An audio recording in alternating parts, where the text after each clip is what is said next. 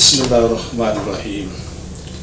इन्नल्लाह व मलाइकतहु युसल्लूना अलन नबी या अय्युहल्लज़ीना आमनु सल्लु अलैहि व सल्लिमु तस्लीमा। अल्लाहुम्मा सल्लि अला मुहम्मद व आले मुहम्मद।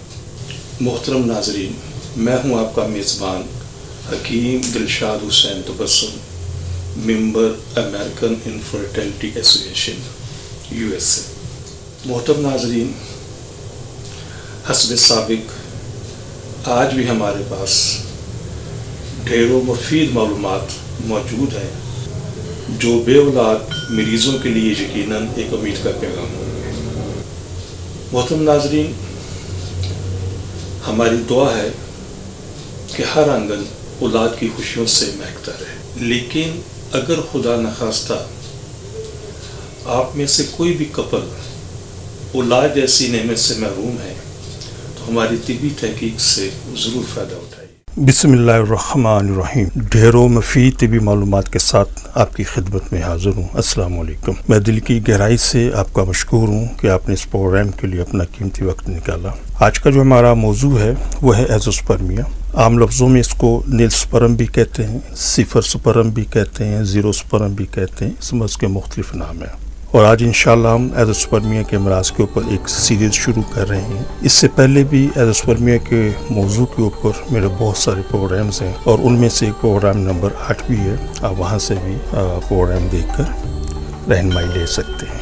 आज का हमारा ये जो प्रोग्राम है ये बहुत अहमियत का हामिल है। इस प्रोग्राम में बयान की गई तमाम बातों को गौर से सुने, आपको अपने मर्ज़ को समझने में बहुत आसानी होगी। एज़ोस्पर्मिया की 46 से ज़्यादा इक़साम हैं। बारी बारी इन तमाम इक़साम पर बात करते हैं और इन अमराज़ को समझने की भी कोशिश करते हैं। सबसे पहले मैं एज़ोस्पर्मिया की 5 बड़ी किस्मों का जिक्र करूंगा। उनमें से किस्म नंबर पहले एक है जिसको मेडिकल के अंदर हम कहते हैं परमानेंट एज़ोस्पर्मिया, यानी कि मुस्तकिल या मुकम्मल एज़ोस्पर्मिया। इसका तर्जुमा ये है कि एक ऐसा शख्स जिसने ज़िंदगी में 5, 10, 15, 20 जितनी भी अपनी सीमन की मनी की रिपोर्ट्स करवाई हैं तो किसी भी रिपोर्ट के अंदर स्पर्म शो नहीं हुए। तो मेडिकल में एज़ोस्पर्मिया की इस किस्म को परमानेंट एज़ोस्पर्मिया कहते हैं। इसी तरह एज़ोस्पर्मिया की दूसरी किस्म है, उसको हम कहते हैं मेडिकल के अंदर टेम्परेरी एज़ोस्पर्मिया या वक्ती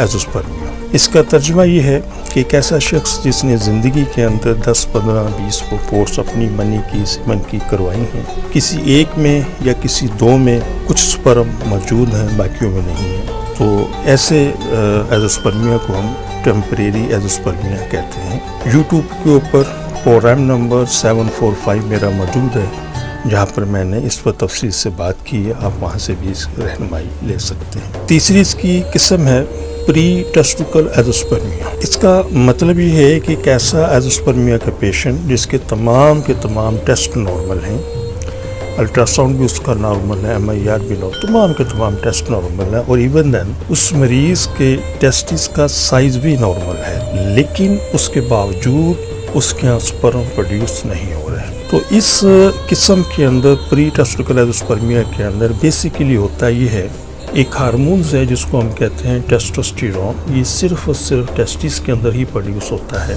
बाज़ वजूहात की बिना के ऊपर ये टेस्टोस्टेरोन हार्मोन्स मुकम्मल प्रोड्यूस नहीं होता या पूरी अपनी मिकदार में प्रोड्यूस नहीं होता। तो स्पर्म की प्रोडक्शन के अंदर टेस्टोस्टेरोन एक बहुत मेजर रोल प्ले करता है।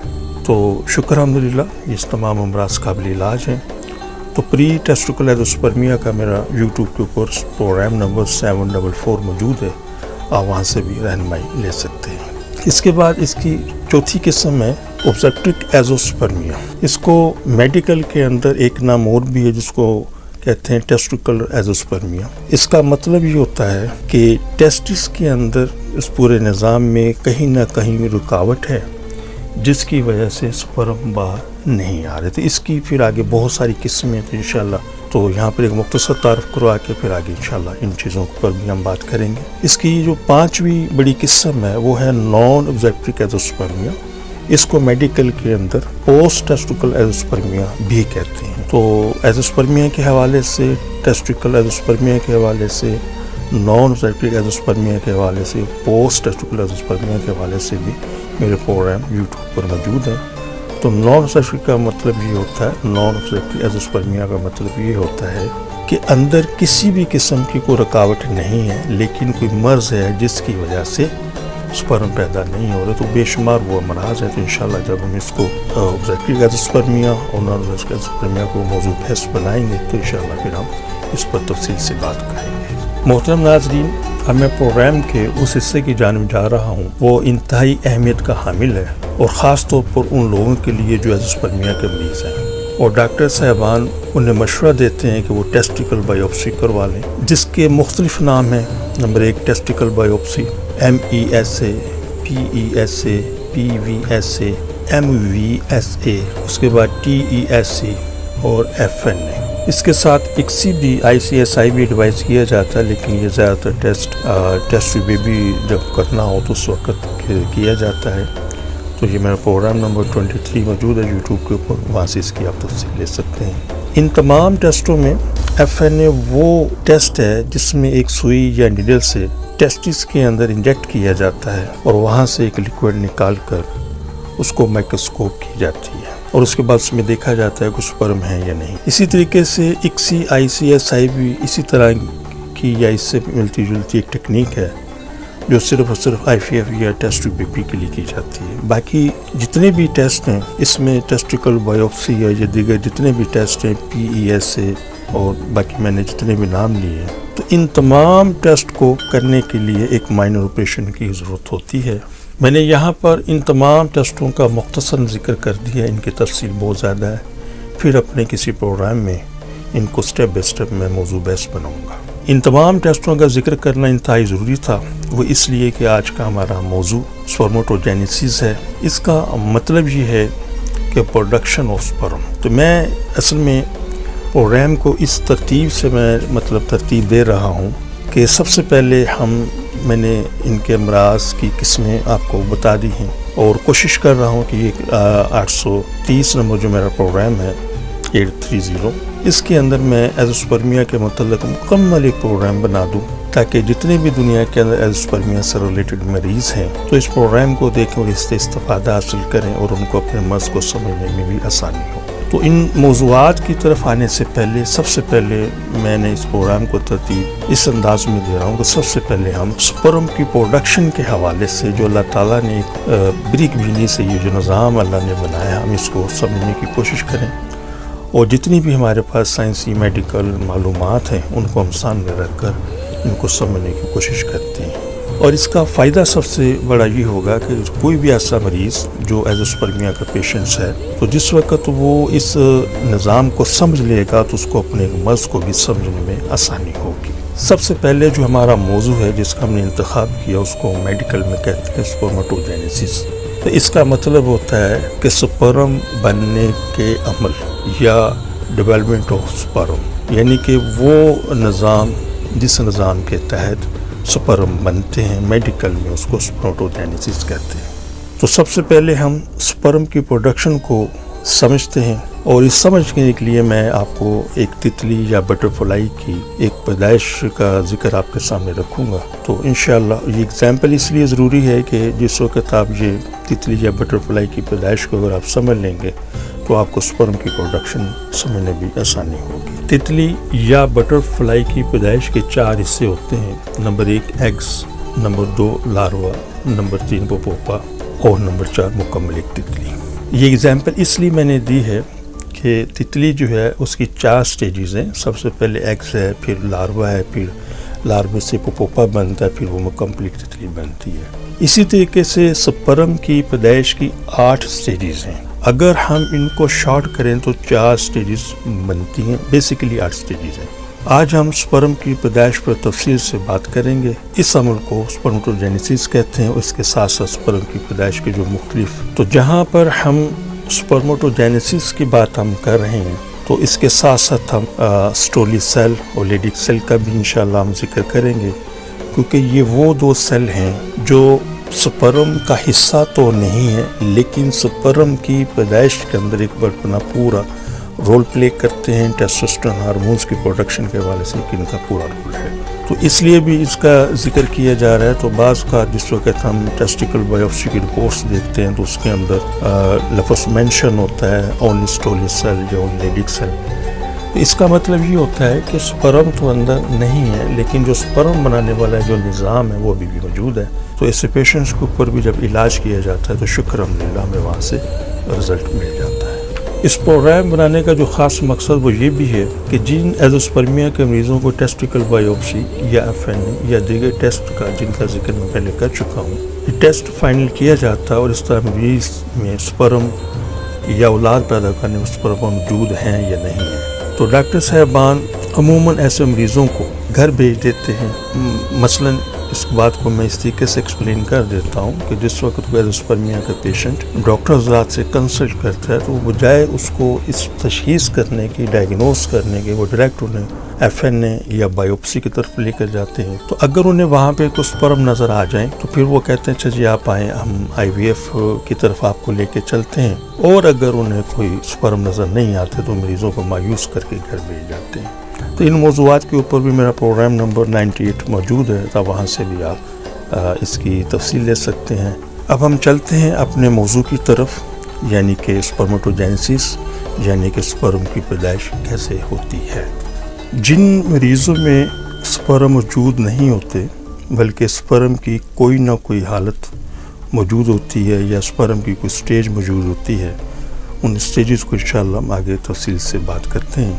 اس پروگرام بنانے کا مقصد یہ ہے کہ انشاءاللہ اگر سپرم کی کوئی بھی سٹیج اگر پروڈیوس ہو رہی ہے تو وہ قابل علاج ہے اور میڈیکل کے اندر ان کے کیا کیا نام ہیں تو انشاءاللہ اور ان کی کون سی سٹیجز ہوتی ہیں انشاءاللہ اس کا بھی ہم ذکر کرتے ہیں. اور شکر الحمدللہ یہ تمام کے تمام امراض قابل علاج ہیں اور یہی ہمارا آج کا منتخب موضوع ہے. سپرم کی پیدائش سے پہلے جو سپورٹنگ سیل ہے جس میں ایک کا نام سٹولی سیل ہے اور دوسرے کا نام لیڈک سیل ہے یہ دونوں سیل سپرم کا حصہ نہیں ہے لیکن یہ دونوں کے دونوں سیل سپرم پیدا کرنے میں ٹیسٹوسٹرون ہارمونز پیدا کرنے کے اندر ایک بہت بڑا کردار ادا کرتے ہیں. ان دونوں کی تفصیل انشاءاللہ میں بعد میں ذکر کروں گا.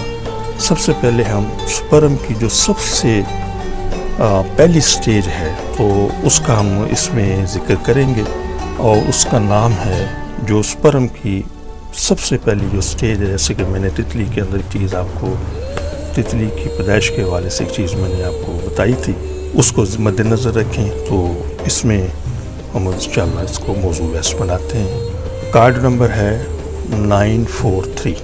سپرم کی اس ابتدائی سیل کو ہم جرم سیلز بھی کہتے ہیں اور میڈیکل کے اندر اس کو پیریمیڈوائل بھی کہتے ہیں.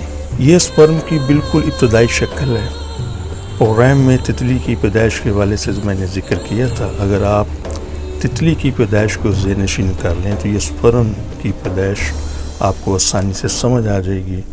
اور ایزوسپرمیا کے مریض نے اپنا ٹیسٹیکل بایوپسی کروائی ہے یا دیگر ٹیسٹ کروائے ہیں تو اس میں صرف اور صرف اگر جرم سیلز موجود ہیں تو اس کو میڈیکل میں ہم کہتے ہیں ایزوسپرمیا ود اونلی جرم سیلز. تو انشاءاللہ یہ 100% قابل علاج ہے. ایزوسپرمیا کی اس قسم میں ایک مریض کی اس نظام کے اندر جرم سیل موجود ہیں اس کا مطلب یہ ہوتا ہے کہ ایک ایسا مریض جو ایزوسپرمیا کا پیشنٹ ہے اس کے اندر ہم نے اس کی بایوپسی بھی کروائی ہے اور اس کے اندر جرم سیلز آئے ہیں. تو اس کا مطلب یہ ہے کہ اس آدمی کی اس نظام میں کوئی نہ کوئی ایسی وجوہ ایسی پرابلم موجود ہے جو جرم سیل سے آگے کنورٹ نہیں ہو رہا. تو شکر الحمدللہ مذہبی قابل علاج ہے. اس کی مزید تفصیل آپ میرے پروگرام نمبر 130 پہ بھی دیکھ سکتے ہیں. Card number 944.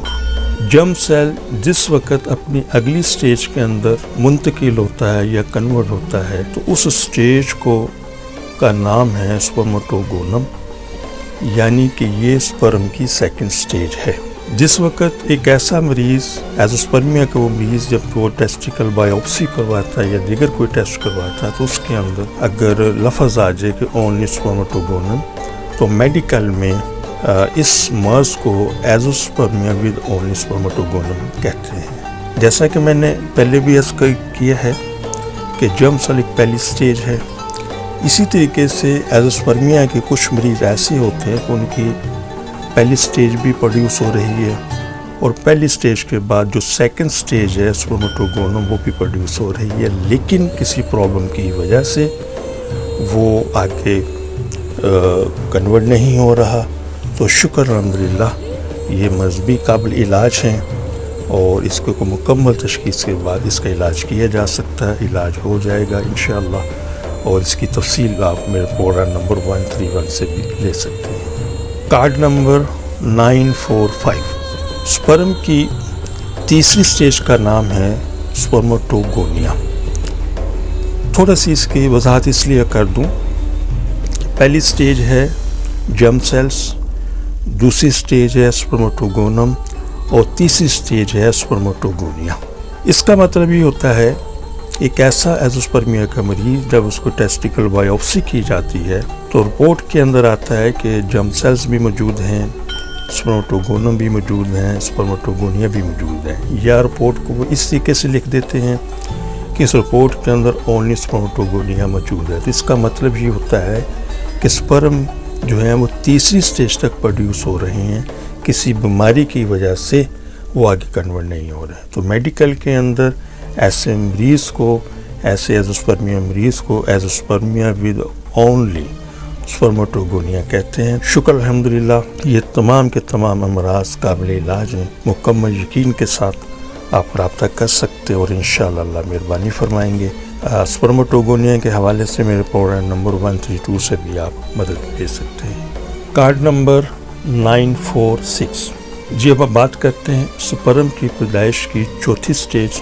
اس چوتھی سٹیج کا جو نام ہے اس کی پھر دو سٹیجز ہیں. اس سٹیج کو ہم پہلی سٹیج کو ہم کہتے ہیں، یعنی کہ یہ سٹیج نمبر 4 ہے. تو اس 4 نمبر سٹیج کا جو میڈیکل کے اندر نام ہے سپرمیٹوسائٹ ہے. تو اس کی دو سٹیجز ہیں، پرائمری سپرمیٹوسائٹ اینڈ سیکنڈری سپرمیٹوسائٹ. تو پہلے ہم پرائمری سپرمیٹوسائٹ کے حوالے سے بات کر لیں. تو اس کا بھی مختصراً یہی ہے. پروگرام نمبر 133 میرا آلریڈی یوٹیوب پر موجود ہے، جہاں پر میں نے پرائمری سپرمیٹوسائٹ کے حوالے سے بات کی، وہاں سے بھی آپ مدد لے سکتے ہیں. تو کیسا مریض جس کی بایوپسی رپورٹ کے اندر صرف اس پر پرائمری سپرمیٹوسائٹ اگر آتا ہے تو میڈیکل کے اندر ایسے مریض کو ایزوسپرمیا ود اونلی پرائمری سپرمیٹوسائٹ کہتے ہیں. تو انشاءاللہ یہ مرض بھی قابل علاج ہے. اگین دوبارہ بتا دوں، اس کا مطلب سیدھا سا یہ ہے کہ ایزوسپرمیا کے ایک ایسا مریض جس وقت ہم نے اس کی بایوپسی رپورٹ کروائی تو اس بایوپسی رپورٹ کے اندر سپرم کی چوتھی سٹیج یعنی کہ پرائمری سپرمیٹوسائٹ موجود ہے. تو اس کو تشخیص کر کے اس نتیجے پر پہنچا جا سکتا ہے کہ اس آدمی کے ہاں یہ کس وجہ سے یہ چوتھی سٹیج سے آگے کنورٹ نہیں ہو رہا. تو شکر الحمدللہ یہ مرض بھی قابل علاج ہے. Card number 947. اب ہم چلتے ہیں سپرم کی سٹیج نمبر 5 جو بیسیکلی سپرمیٹوسائٹ کا سیکنڈ پارٹ ہے، جس کو ہم کہتے ہیں سیکنڈری سپرمیٹوسائٹ. جیسا کہ میں پہلے بھی ذکر کر چکا ہوں، سپرمیٹوگونیا کے بعد سپرم کی مزید دو سٹیجز ہیں. اس پہلی سٹیج کا نام ہے، یعنی کہ سپرم کی جو چوتھی سٹیج ہے اس کا جو پہلے اس کا جو نام ہے پارٹ کا پرائمری سپرمیٹوسائٹ ہے، اور جو دوسری اس کی ہے پختہ جسے ہم کہہ لیں سیکنڈری سپرمیٹوسائٹ ہے. تو ایک ایسا مریض جس کی ٹیسٹیکل بایوپسی ہوئی ہے اور اس کے اندر رپورٹ کے اندر صرف وہ یہ مینشن کر دیتے ہیں سپرمیٹوسائٹ اونلی، یا وہ یہ مینشن کر دیتے ہیں سیکنڈری سپرمیٹوسائٹ. تو اس کا مطلب یہ ہے کہ ایک ایسا مریض جس کے سپرم کی 5th سٹیج یا 5ویں سٹیج تک اس کے سپرم پروڈیوس ہو رہے ہیں، گوگے یہ سپرم نہیں ہے لیکن اس کی سٹیجز ہیں. اس کا مطلب یہ ہے کہ اس انسان کے اندر، اس مریض کے اندر سپرم پیدا کرنے کی صلاحیت موجود ہے، نظام موجود ہے، لیکن کسی بیماری کی وجہ سے وہ اس سے آگے کنورٹ نہیں ہو رہا. تو شکر الحمدللہ یہ امراض بھی قابل علاج ہے. ایسا مریض جس کے اندر صرف سپرمیٹوسائٹ ہے تو میڈیکل کے اندر ایسے مریض کو ہم کہتے ہیں ایزوسپرمیا ود اونلی سپرماٹوسائٹ یا ایزوسپرمیا ود اونلی سیکنڈری سپرماٹوسائٹ. تو شکر الحمدللہ یہ امراض قابل علاج ہے. تو اس کی تفصیل آپ میرے پروگرام نمبر 134 سے بھی لے سکتے ہیں. Card number 948. اب ہم سپرم کی اس سٹیج پر آ گئے ہیں جس کو میڈیکل کے اندر سپرماٹائٹس کہتے ہیں. عام لفظوں کے اندر سپرماٹائٹ کو انمیچور سپرم بھی کہتے ہیں. اس کا مطلب یہ ہے کہ اس کے بعد سپرماٹائٹ جس وقت کنورٹ ہوگا تو پھر آگے یہ سپرم کے اندر کنورٹ ہو جائے گا. تو اس کی 2 سٹیجز ہیں جیسے کہ میں پہلے بتا چکا تھا. ہم نے ذکر کیا تھا پرائمری سپرماٹوسائٹ کے حوالے سے, پھر سیکنڈری سپرماٹوسائٹ کے حوالے سے. تو اسی طرح سپرماٹائٹ کی بھی 2 سٹیجز ہیں. ایک کا نام میڈیکل کے اندر ہوتا ہے ارلی سپرماٹائٹ اور دوسرے کا نام ہوتا ہے لیٹ سپرماٹائٹ. تو اس کا مطلب یہ ہے کہ ارلی سپرماٹائٹ سے مراد یہ ہے کہ سپرماٹائٹ بن رہا ہے لیکن ابھی ناپختہ ہے. لیٹ سے مراد ہے کہ وہ مکمل ہے.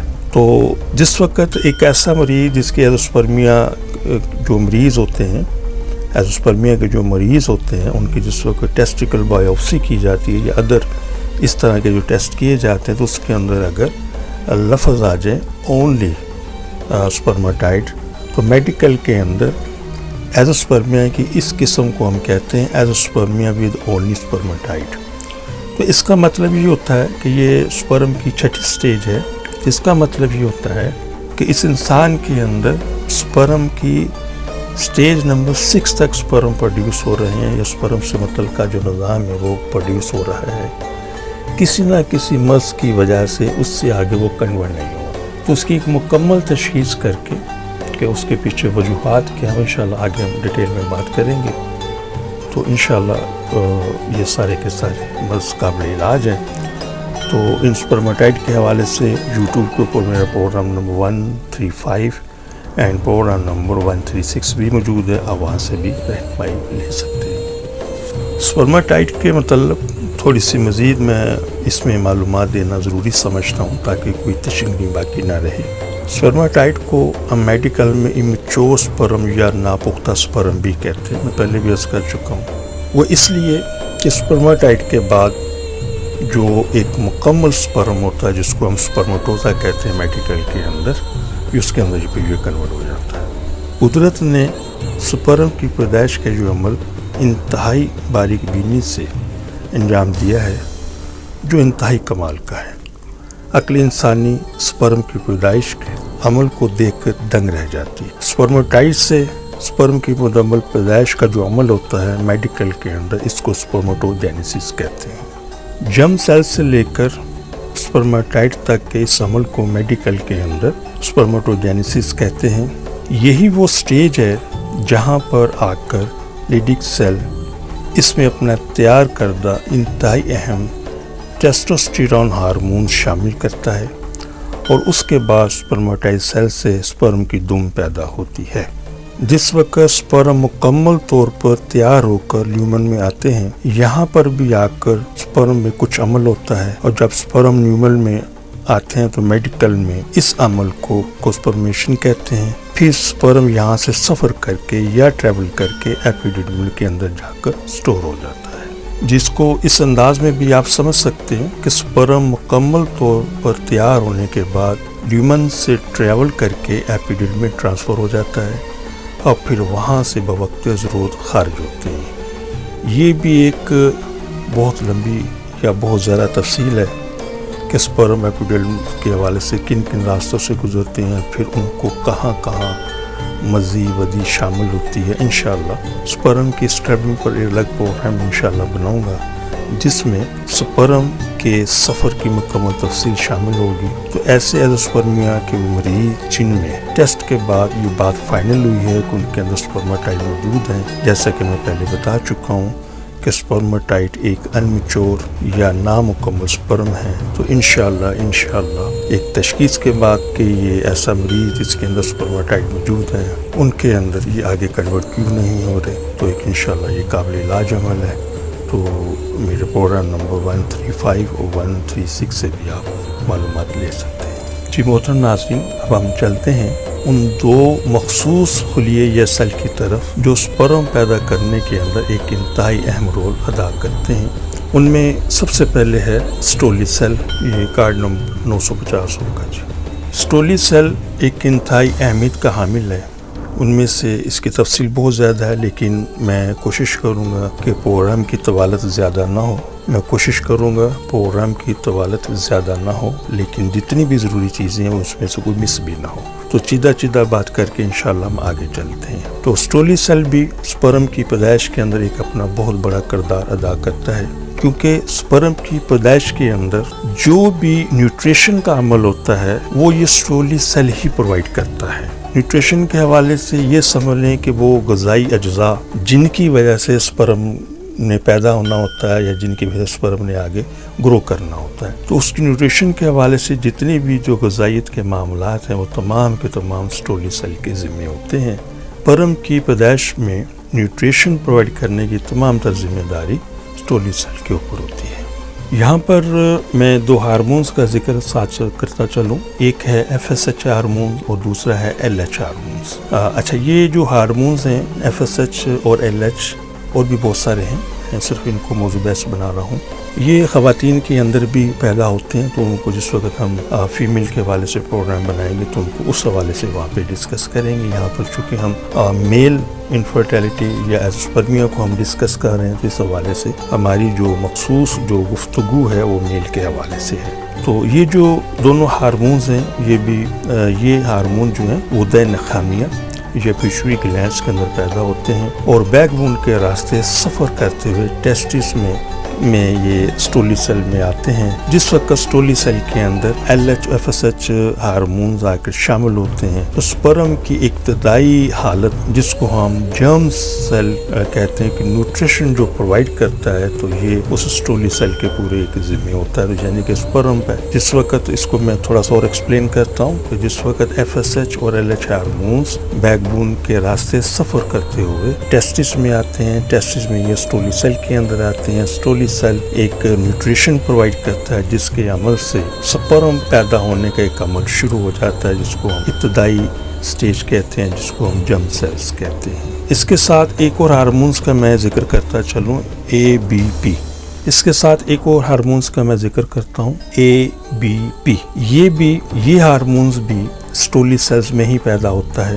اس ہارمونز کی تفصیل بہت زیادہ ہے، انشاءاللہ ایک الگ پروگرام بناؤں گا جہاں پہ اس میں تفصیل سے بات کروں گا، یہاں پر مختصر بات کر کے میں آگے چلتا ہوں۔ اس کے ساتھ ایک اور ہارمون سٹولی سیل کے اندر پیدا ہوتا ہے، اس کو میڈیکل کے اندر AMH کہتے ہیں، یعنی اینٹی امبریڈیم ہارمونز۔ یہ ہارمونز بھی ایک انتہائی اہم رول ادا کرتا ہے، خواتین میں بھی یہ ہارمونز ایک انتہائی اہم رول ادا کرتے ہیں۔ تو انشاءاللہ جب ہم خواتین کے پروگرام کی طرف آئیں گے تو انشاءاللہ اس AMH ہارمونز کے اوپر ہم الگ سے بحث کریں گے، کیونکہ اس وقت ہم صرف ایزوسپرمیا کے حوالے سے، سپرم کے حوالے سے بات چیت کر رہے ہیں، تو اس لیے ہم وہاں تک اپنے آپ کو محدود رکھیں گے۔ تو بیسیکلی اس ہارمونز کا جو میل کے اندر جو کام ہے وہ ہے بچے کی جنس کو تعین کرنے کے اندر یہ ہارمونز کا ایک بہت بڑا رول ہے۔ تو یہ کافی تفصیل ہے انشاءاللہ AMH ہارمونز میل کے اندر جو ہے، اس کے اندر جنس کے حوالے سے، کس حوالے سے اور کس طریقے سے اس کا جو رول ہے، تو کافی تفصیل ہے، انشاءاللہ ایک الگ پروگرام کے اندر اس کو میں انشاءاللہ زیر بحث لاؤں گا۔ اب ہم چلتے ہیں وہی ایک جو دوسرا ہارمونز ہے سٹولی سیل کے ساتھ، اور وہ ہے لیڈک سیل، کارڈ نمبر 942۔ اب ہم چلتے ہیں لیڈک سیل کی طرف۔ سپرم کی پیدائش میں ایک اور خلیہ یا سیل جس کو ہم لیڈک سیل کہتے ہیں، تو یہ بھی سپرم کی پیدائش کے اندر اپنا ایک رول پلے کرتا ہے۔ لیڈک سیل وہ سیل ہے جس میں سپرم کی پیدائش میں ایک انتہائی اہم رول ادا کرنے والا ایک ہارمونز پیدا ہوتا ہے جس کا نام ٹیسٹوسٹیرون ہارمونز ہے۔ جی محترم، میں تھوڑا سا اس کو ایکسپلین کروں کہ اکثر ہم یہ سنتے آئے ہیں کہ جی ٹیسٹیز کے اندر ٹیسٹوسٹیرون ہارمونز پیدا ہوتا ہے، بالکل درست بات ہے، لیکن مکمل درست بات یہ ہے کہ لیڈک سیل کے اندر جو ٹیسٹس کے اندر لیڈک سیل ہے اس کے اندر ٹیسٹوسٹیرون ہارمونز پیدا ہوتا ہے، اور ایزوسپرمیا کے جو مریض ہیں یا ایسے وہ مریض ہیں جن کے یہاں سپرم نہیں ہوتے، تو ٹیسٹوسٹیرون ان سپرم کو پیدا کرنے کے اندر ایک بہت بڑا رول پلے کرتے ہیں۔ تو میں امید رکھتا ہوں کہ اب تک کی میں نے جتنی بھی گفتگو کی ہے سیل کے حوالے سے کچھ چیزوں کو میں نے وضاحت کے ساتھ تفصیل کے ساتھ بیان کیا ہے اور ان چیزوں کو میں نے مختصراً بیان کر دیا تاکہ پروگرام کی طوالت زیادہ نہ ہو، کیونکہ بہت سارے میرے پاس موضوعات ہیں ایزوسپرمیا کے حوالے سے، تو میں چیدہ یہاں سے بات کرتے ہوئے آگے چلتا ہوں۔ تو جتنے پروگرام بیچ میں جیسے کہ میں نے AMH کے حوالے سے بات کی ہے، ABPM ہارمونز کے حوالے سے بات کی ہے، تو یہ کافی ڈیٹیل ہے، انشاءاللہ پھر کسی پروگرام کو اس کے اندر میں موضوع بحث بناؤں گا۔ جی محترم ناظرین، میں نے پروگرام شروع کیا، اس کے اندر ایزوسپرمیا کی کچھ اقسام کا بھی ذکر کیا اور خاص طور پر سپرم کے جو بننے کے جو سٹیجز ہیں ان کا بھی اس میں نے ذکر کیا۔ اس کے ساتھ ساتھ جو سپورٹنگ سیل ہے، لیڈنگ سیل اور اسٹیولیس ہے، اس کا بھی میں نے ذکر کیا۔ جن چیزوں کو میں نے مختصراً ذکر کیا انشاءاللہ پھر اپنے کسی پروگرام میں اس کو میں زیر بحث لاؤں گا۔ تو مقصد صرف یہ میرا تھا ایزوسپرمیا کے حوالے سے، یہی ایک چیز تھی کہ پروگرام کی طوالت کو مطلب اس کی لینتھ کو کم سے کم رکھ کر ہم نے ان تمام چیزوں کو ڈسکس کر چکے ہیں۔ تو پروگرام کے شروع کے اندر میں نے ایزوسپرمیا کی جو پہلی 3 اقسام ہیں ان کا میں نے ذکر کیا تھا، جیسے پرماننٹ ایزوسپرمیا، ٹیمپریری ایزوسپرمیا۔ پروگرام نمبر آپ میرا 74 سے بھی 745 سے بھی آپ رہنمائی لے سکتے ہیں۔ ایک اس میں جو موضوع تھا وہ تھا پری ٹیسٹیکل ایزوسپرمیا، تو اس کو میں نے مختصر بتا دیا تھا، تھوڑی سی اس میں تفصیل ایڈ کروں گا تاکہ ایزوسپرمیا کا یہ پروگرام مکمل ہو سکے۔ باقی میرا پری ٹیسٹیکل ایزوسپرمیا کے اوپر یوٹیوب پر آلریڈی 744 یعنی کہ 744 پروگرام موجود ہے، آپ وہاں سے بھی تفصیل لے سکتے ہیں۔ یہاں پر میں مختصر بات کر کے آگے چلوں گا۔ تو ایزوسپرمیا کی جو تیسری بڑی قسم ہے اس کو ہم کہتے ہیں پری ٹیسٹیکل ایزوسپرمیا۔ اس کا مطلب یہ ہوتا ہے ایک ایسا ایزوسپرمیا کا مریض جس کے ٹیسٹس کا سائز بھی نارمل ہے اور نہ ہی وہ اوبسیکٹری ایزوسپرمیا کے اندر آتا ہے، نہ نان اوبسیکٹری، یعنی کہ کوئی بھی ہم کتنے بھی ٹیسٹ کرواتے ہیں تمام کے تمام اس کے ٹیسٹ کلیئر ہیں، تمام کے تمام اس کے ہارمونز نارمل ہیں سوائے ایک ہارمونز کے، اس پر میں بعد میں بات کرتا ہوں۔ تو سپرم اگر پیدا نہیں ہو رہے تو ایسے مریض کو ہم کہتے ہیں پری ٹیسٹیکل ایزوسپرمیا۔ مطلب یہ ہے کہ جیسے کہ میں پہلے عرض کر چکا ہوں لیڈنگ سیل کے حوالے سے، اسٹولیس سیل کے حوالے سے اور ٹیسٹوسٹیرون ہارمونز کے حوالے سے، کہ ٹیسٹوسٹیرون ہارمونز ٹیسٹس میں لیڈنگ سیل کے اندر پیدا ہوتا ہے اور یہ سپرم کی پیدائش کے اندر ایک بہت بڑا رول پلے کرتا ہے۔ تو پری ٹیسٹیکل ایزوسپرمیا کے اندر ٹیسٹوسٹیرون ہارمونز اپنی اس ایج کے مطابق مکمل پروڈیوس نہیں ہوتا، جس کی وجہ سے سپرم کی پیدائش ممکن نہیں ہوتی، اور ایسے ایزوسپرمیا کے مریض کو پری ٹیسٹیکل ایزوسپرمیا کہتے ہیں۔ تو مختصر میں بس یہاں پر اسی کی اتنی ہی بات کروں گا، تفصیل آپ میرے پروگرام نمبر 744 سے آپ لے سکتے ہیں۔ بس مختصر یہ ہے کہ انشاءاللہ یہ مرض بھی قابل علاج ہے۔ نیچرل طریقے سے ہم ٹیسٹوسٹیرون کی پروڈکشن کر کے ان سپرم پیدا جو سیلز اندر ہیں جو سپرم پیدائش کے اندر حصہ لیتے ہیں اس کو مکمل طور پر نارمل کر کے سپرم کی پیدائش کر سکتے ہیں۔ ایک دو چیزیں ضروری جو ہیں اس کے اندر ایڈ کرنا ضروری ہے، اور وہ یہ ہے کہ ہم فہم کے اندر ہم نے ایک بات سمجھ لی کہ جی ٹھیک ہے جی یہ ایک ایزوسپرمیا کی جو قسم ہے اس کے اندر ٹیسٹوسٹیرون لیول کم ہے، تو اگر ہم ٹیسٹوسٹیرون لیول کو بڑھا دیں تو ہمارے سپرم کی پروڈکشن ممکن ہے۔ جی بالکل ایسا ہی ہے، لیکن اگر آپ ٹیسٹوسٹیرون ہارمونز کی پروڈکشن بڑھاتے ہیں آرٹیفیشل میتھڈ سے، جیسے مارکیٹ کے اندر ٹیسٹوسٹیرون کے انجیکشن موجود ہیں، تو ایک چیز ذہن نشین رکھیں کہ یہ جو ٹیسٹوسٹیرون ہارمونز کا جو انجیکشن ہے یہ ہیومن باڈی سے متعلقہ نہیں ہے، یہ اینیمل سے اخذ کیا جاتا ہے، اور جو اینیمل سے اخذ کیا جاتا ہے ٹیسٹوسٹیرون وہ کسی حد تک آپ کو پٹھوں کو تقویت سیکس کے اندر پاور تو دے سکتا ہے، لیکن ناٹ ایٹ آل یہ کسی صورت بھی آپ کی اس ٹیسٹوسٹیرون کا حصہ نہیں بن سکتا، اور یہ جو ٹیسٹوسٹیرون ہے یہ ڈائریکٹ خون کے اندر شامل ہوگا اور وہاں سے 10 دن بعد 15 دن کے بعد یہ جسم سے ایگزٹ ہو جائے گا، ختم ہو جائے گا۔ تو بیسیکلی چیز سمجھنے کی ضرورت ہے۔ اور ایک چیز یہاں پر ایک ایڈ کر دوں، اگر آپ اس کو اسٹڈی کرنا چاہیں گوگل پر جا کر WHO سے بھی اگر آپ مدد لینا چاہیں تو لے سکتے ہیں، ویکیپیڈیا پر بھی اس کی تفصیل موجود ہے۔ ایک ایسا پیشنٹ پری ٹیسٹیکل ایزوسپرمیا کا اگر وہ آرٹیفیشل طریقے سے ٹیسٹوسٹیرون انجیکٹ کرواتا ہے یا اس کے متعلقہ کوئی چیز ڈائریکٹلی ٹیسٹوسٹیرون ہارمون سے متعلقہ کوئی چیز وہ اورل استعمال کرتا ہے، اورل تو ریئر ہیں لیکن بیسیکلی اس کے انجیکشن ہی مارکیٹ میں ملے، تو یہ نہ صرف ایسے مریضوں کو ایزوسپرمیا کے مریضوں کو انتہائی نقصان دہ ہے، بلکہ اس کی پیدائش کے اسپرم کی پیدائش کے اندر بھی یہ بہت بڑا نقصان کرے گا۔ تو لہٰذا بڑی مؤدبانہ گزارش ہے کہ ایسے تمام وہ مریض جو ڈائگنوز ہیں پری ٹیسٹیکولر ایزوسپرمیا کے حوالے سے، وہ کبھی بھی یہ ٹیسٹوسٹیرون انجیکشن والی کبھی حرکت نہیں کریں۔ ہم اس کے اندر جو میڈیکیشن کرتے ہیں اس کا طریقہ کار یہ ہے جو بالکل ایک ویلڈ اور تصدیق شدہ طریقہ ہے کہ ہم ایسی میڈیکیشن کریں جس سے ٹیسٹیز اپنا نیچرل پروڈکشن کی طرف آئے۔ جس وقت وہ نیچرل نارمل ٹیسٹوسٹیرون کی پروڈکشن کی طرف آئے گا تو وہ جو سیل کمزور ہیں ٹیسٹوسٹیرون لو لیول کی وجہ سے وہ پختہ ہوں گے، وہ انشاءاللہ اسپرم کی طرف آئیں گے۔ اور اس طرح کے بے شمار کیسز شکر الحمدللہ ہم دیکھ چکے ہیں، کر چکے ہیں، اللہ کی مہربانی سے وہ صاحب اولاد بھی ہیں۔ کارڈ نمبر 949 ایک مرض ہے جس کو ہم کہتے ہیں ہائپوگوناڈزم۔ اچھا، ہائپوگوناڈزم چونکہ ہم ایزوسپرمیا کے حوالے سے بات کر رہے ہیں تو اب ایسا ممکن نہیں ہے کہ ہم ہائپوگوناڈزم کو مائنس کر سکیں، تو یہ بھی ہم ڈسکس کرتے ہیں آج۔ ایزوسپرمیا کا ایک بہت بڑا اس کو اس انداز سے سمجھ لیں کہ ہائپوگوناڈزم کی وجہ سے بھی ایزوسپرمیا ہوتا ہے، یہ آسان میں نے ترجمہ کر دیا۔ تو ہائپوگوناڈزم کو سمجھیں کیا ہے۔ تو پہلی چیز تو یہ عرض کر دوں کہ ہائپوگوناڈزم میل میں بھی ہوتا ہے اور ہائپوگوناڈزم فیمیل کے اندر بھی ہوتا ہے۔ چونکہ ہمارا اس وقت جو موضوع بحث ہے وہ ایزوسپرمیا ہے، یعنی کہ وہ میل کی طرف ہے، تو پھر ہم اس وقت ہم میل ہائپوگوناڈزم کے حوالے سے ہی ڈسکس کریں گے کہ یہ کیا چیز ہے اور ایزوسپرمیا کیوں ہوتا ہے۔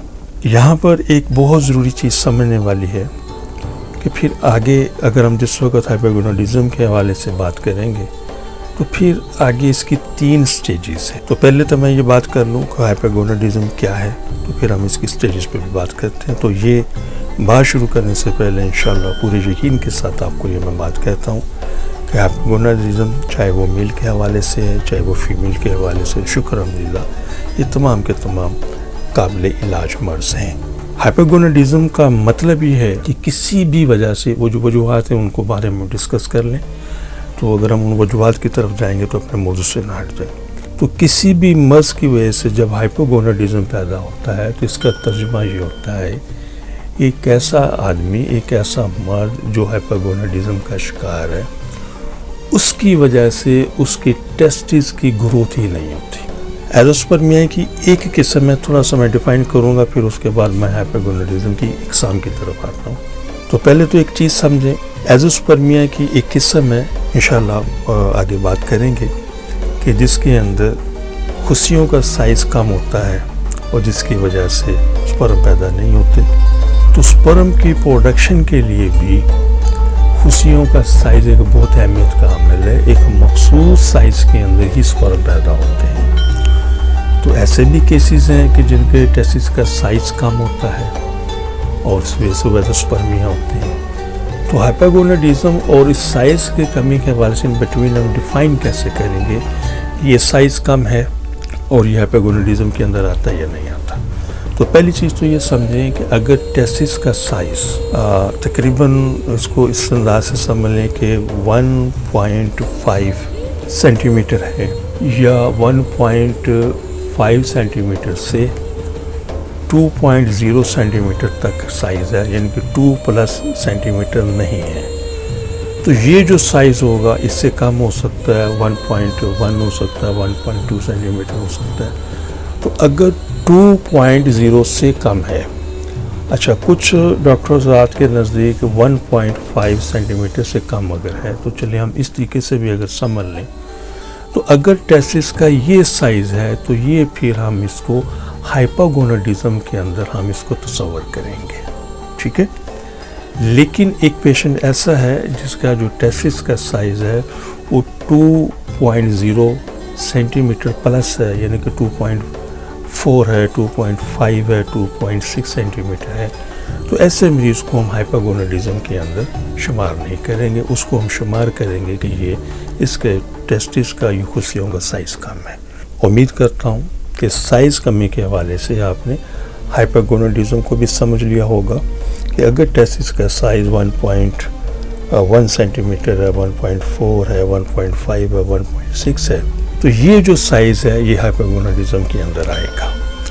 اگر ٹیسٹس کا size 2.0 centimetre plus around 2.5 centimetre ہے تو یہ پھر ہائپوگوناڈزم کے اندر نہیں آئے گا, بلکہ یہ لو سائز آف ٹیسٹس کے اندر آئے گا. انشاءاللہ ہماری طب کے اندر جو ٹیسٹس کا سائز کم ہوتا ہے اس سائز کو گروتھ کر کے اسپرم کی پروڈکشن ہو جاتی ہے. تو یہ بھی اسپرمی قسم ہے. تو انشاءاللہ جس وقت ہم اس موضوع پر آئیں گے اس کو تفصیل سے بیان کروں گا. یہ تھوڑا سا ضروری یہاں پر بیان کرنا اس لیے ضروری تھا کہ ان بٹوین پیشنٹ کو سمجھ آ جائے کہ میں ہائپوگوناڈزم میں ہوں یا نہیں ہوں. اچھا, اب چلتے ہیں ہائپوگوناڈزم کی اقسام کی طرف. اس میں جو سب سے آسان جسے ہم کہتے ہیں علاج ہے وہ یہ قسم ہے کہ اس آدمی کے 2 hormones, LH hormones, FSH hormones اور کسی حد تک ٹیسٹوسٹرون ہارمونز بھی تقریباً نارمل کے قریب پروڈیوس ہو رہے ہیں, لیکن اس کے ٹیسٹس کا سائز جو ہے 1.5 ہے.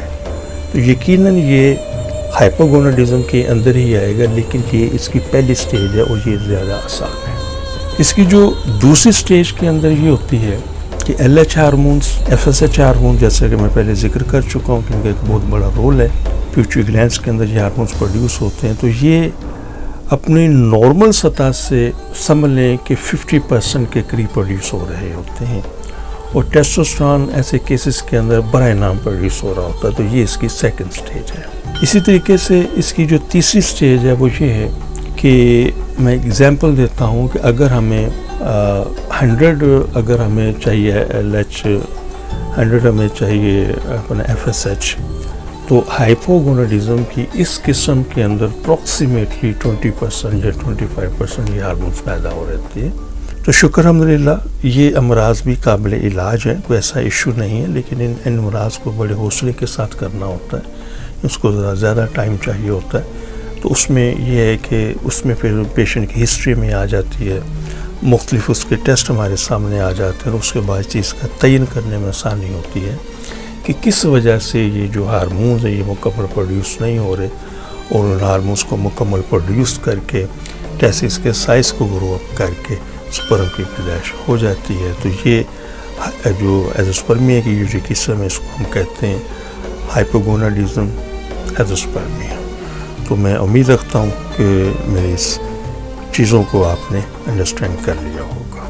جی محترم ناظرین, اب تک میں ایزوسپرمیا کی 11-12 قسم کا ذکر کر چکا ہوں, اور اس کے اندر میں بتا چکا ہوں اسپرم کی پیدائش کے حوالے سے, اسٹولی سیل کے حوالے سے, ریڈک سیل کے حوالے سے. تو اب ہم اس سے آگے چلتے ہیں کہ پروگرام کے شروع میں بتا چکا تھا کہ ایزوسپرمیا کی 46 سے زیادہ اقسام ہیں, جن میں 11 کا ذکر کر چکا ہوں, باقی انشاءاللہ پروگرام کا حصہ بناتے ہیں. تو اس سے پہلے کچھ چیزیں میں رپیٹ کرنا چاہ رہا ہوں تاکہ ایک موضوع کا تسلسل قائم ہو جائے, اور اس کے بعد پھر ہم ایک ٹیسٹ کی طرف بات کریں گے کہ ایک ایزوسپرمیا کا مریض ہے تو وہ کون سا ایسا ٹیسٹ کروائے جس سے اس کے مرض کی تشخیص کے اندر آسانی ہو سکے. تو اگین تھوڑی سی تفصیل, اور انشاءاللہ پھر آگے ہم چلتے ہیں. تو میں نے پروگرام کے شروع میں ایزوسپرمیا کی ایک قسم کا ذکر کیا تھا جس کو ہم کہتے ہیں پرماننٹ ایزوسپرمیا, یعنی کہ زندگی میں کبھی بھی جتنی بھی اس نے اسپرم کی رپورٹیں, اسپیمن کی رپورٹس کروائی ہیں, اس میں کبھی بھی اسپرم شو نہیں ہوئی. اسی طرح ایک دوسری اس کی قسم ہے جس کو ہم کہتے ہیں ٹیمپریری ایزوسپرمیا. اس کے اوپر میرا پروگرام نمبر 745 موجود ہے, تو وہاں سے تفصیل لے سکتے ہیں. اس کا مطلب یہ ہوتا ہے کہ ایک ایسا مریض جس کی زندگی میں 8-10 اس نے سیمن منی کی رپورٹس کروائی ہیں, لیکن کسی 1 یا 2 کے اندر اسپرم شو ہوئے تھے, ایسے مرض کو ہم एज़ोस्पर्मिया किस किस को हम कहते हैं, टेम्परेरी एज़ोस्पर्मिया। तो ये प्रोग्राम नंबर मेरा 745 से आप मज़ीद तफसील लिख सकती हैं। इसकी जो तीसरी किस्म है वो है प्री टेस्टिकुलर एज़ोस्पर्मिया। इस प्रोग्राम की भी तफसील ऑलरेडी यूट्यूब पर मौजूद है, 744 यानी कि 744। तो इसका मैं बता चुका हूँ कि इस किस्म के अंदर टेस्टिस का साइज़ भी ठीक होता है, तमाम हार्मोन्स भी ठीक होते हैं सिवाय टेस्टोस्टेरोन हार्मोन्स के। तो इंशाल्लाह ये तीनों के तीनों काबिल इलाज मर्ज़ हैं।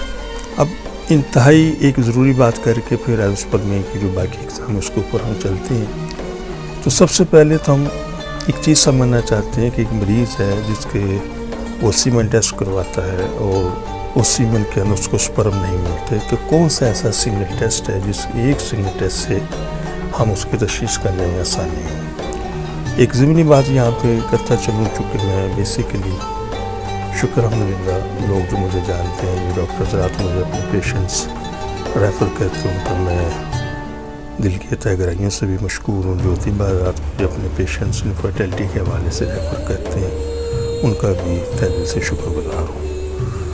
तो अक्सर बेशतर कुछ ना कुछ सेमिनार्स किसी ना मुख्तलिफ जगह पर होते रहते हैं जहाँ पर मुझे वो मदऊ करते हैं इनफर्टिलिटी के हवाले से या एज़ोस्पर्मिया के हवाले से। तो 2-3 चीज़ें वहाँ पर मैं अर्ज़ करता हूँ, तो चूँकि वो बहुत ज़रूरी हैं तो इसलिए मैं इन चीज़ों को अपने प्रोग्राम का हिस्सा भी बनाता हूँ। तो वहाँ पर जो मैं बात करता हूँ यही बात करता हूँ कि सबसे पहले तो ये है कि अगर एक बच्चा है और उसके वालिदैन हयात हैं, शुक्र अल्हम्दुलिल्लाह, अगर उसके बच्चे को उम्र उसकी 14 साल 15 साल 16 साल हो गई है, तो इससे पहले कभी भी उसको टाइफाइड बुखार हुआ है, कान पेड़े हुए हैं जिसको हम मम्स कहते हैं, टीबी हुआ है, दमा हुआ है, सुजाक है, सुजाक तो खैर उस उम्र में शायद नहीं होता, लेकिन यरकान है, डेंगू है, मलेरिया है, या खुदा न खास्ता कोई चोट लग जाती है, कोई एक्सीडेंट हो जाता है, ख़ास तौर पर मोरों के हवाले से, तो ऐसे पेरेंट्स को चाहिए कि जैसे ही उनका बच्चा बलूगत में आए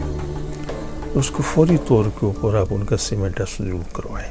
तो ये इब्तदाई मरले के अंदर ही इसकी तशख़ीस हो जाएगी और इंशाअल्लाह इलाज आसान हो जाएगा, क्योंकि ये जितने भी अमराज का मैंने ज़िक्र किया है मुख्तसर, जिससे मैं आगे चलूँगा जिसकी इंशाअल्लाह डिटेल में बात करूँगा, तो ये वो अमराज हैं मोस्टली जितने भी एज़ोस्पर्मिया के पेशेंट्स हैं या जिनके यहाँ स्पर्म कम है किसी भी हवाले से, तो उनके अंदर जब हम हिस्ट्री में जाएंगे तो हमें ये डिज़ीज़ हमें वहाँ पर हिस्ट्री के अंदर मिलती है। दूसरी बात हम ये करते हैं, खुदा न खास्ता एक ऐसा बच्चा है जिसके पेरेंट्स नहीं है या उनके वालिदैन को अवेयरनेस नहीं है, और अगर वो हमारा प्रोग्राम सुन रहा है तो इसकी तवज्जो से अगर उसे ज़िंदगी के अंदर अगर मैं रिपीट करूँ इन चीज़ों को फिर तवालत अख्तियार हो जाएगी। तो मैं बीमारियों का जिक्र कर चुका हूँ, आप पीछे जाकर उन डिज़ीज़ का नाम सुन सकते हैं।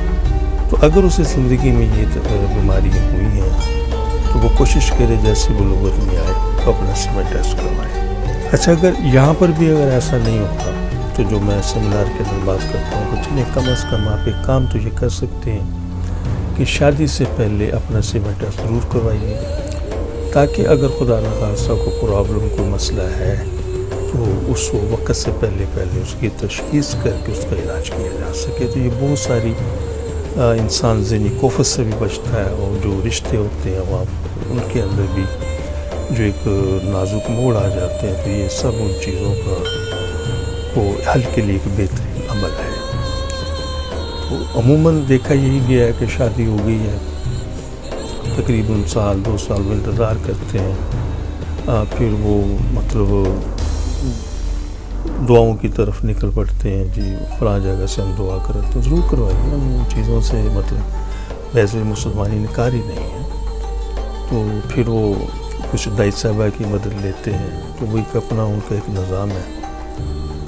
तो मोस्टली हमारे पास जब मरीज़ आता है तो फिर वो तकरीबन 3 साल 4 साल का अर्सा गुजर चुका, और उनमें कुछ मरीज़ ऐसे भी होते हैं जो हमारे पास हिस्ट्री मौजूद है कि अच्छा जी हम को मनी गाड़ी करने के वाले से नुस्खा मिल जाए। तो ये ऑलरेडी ये मेरे प्रोग्राम्स अपना यूट्यूब पर मौजूद हैं इन मौज़ूआत के हवाले से कि देखिए मनी गाढ़ी होने से या मनी पतली होने से स्पर्म की पैदाइश का कोई ताल्लुक नहीं होता, ये इंतहाई नामकबूल बातें हैं منی کے گاڑے ہونے سے جو تعلق ہے وہ صرف سیکس کے اندر جو ڈیوریشن ہے ٹائمنگ اس سے بڑھ جاتا ہے، جسے ہم اسٹیمنا کہہ رہے ہیں۔ اچھا، یہ بھی مارکیٹ میں ہمیں دیکھنے میں ملا ہے، مطلب ہماری جو روزمرہ کی پریکٹس ہے اس کے اندر، کہ بہت سارے لوگوں کا یہ خیال ہی ہے کہ ہمارے اندر مردانہ طاقت پوری موجود ہے تو ہمارے یہاں سپرم کا ایشو نہیں ہو سکتا۔ تو یہ بھی ایک انتہائی نامعقول بات ہے۔ سیکس ایک الگ چیز ہے، سپرم ایک الگ چیز ہے۔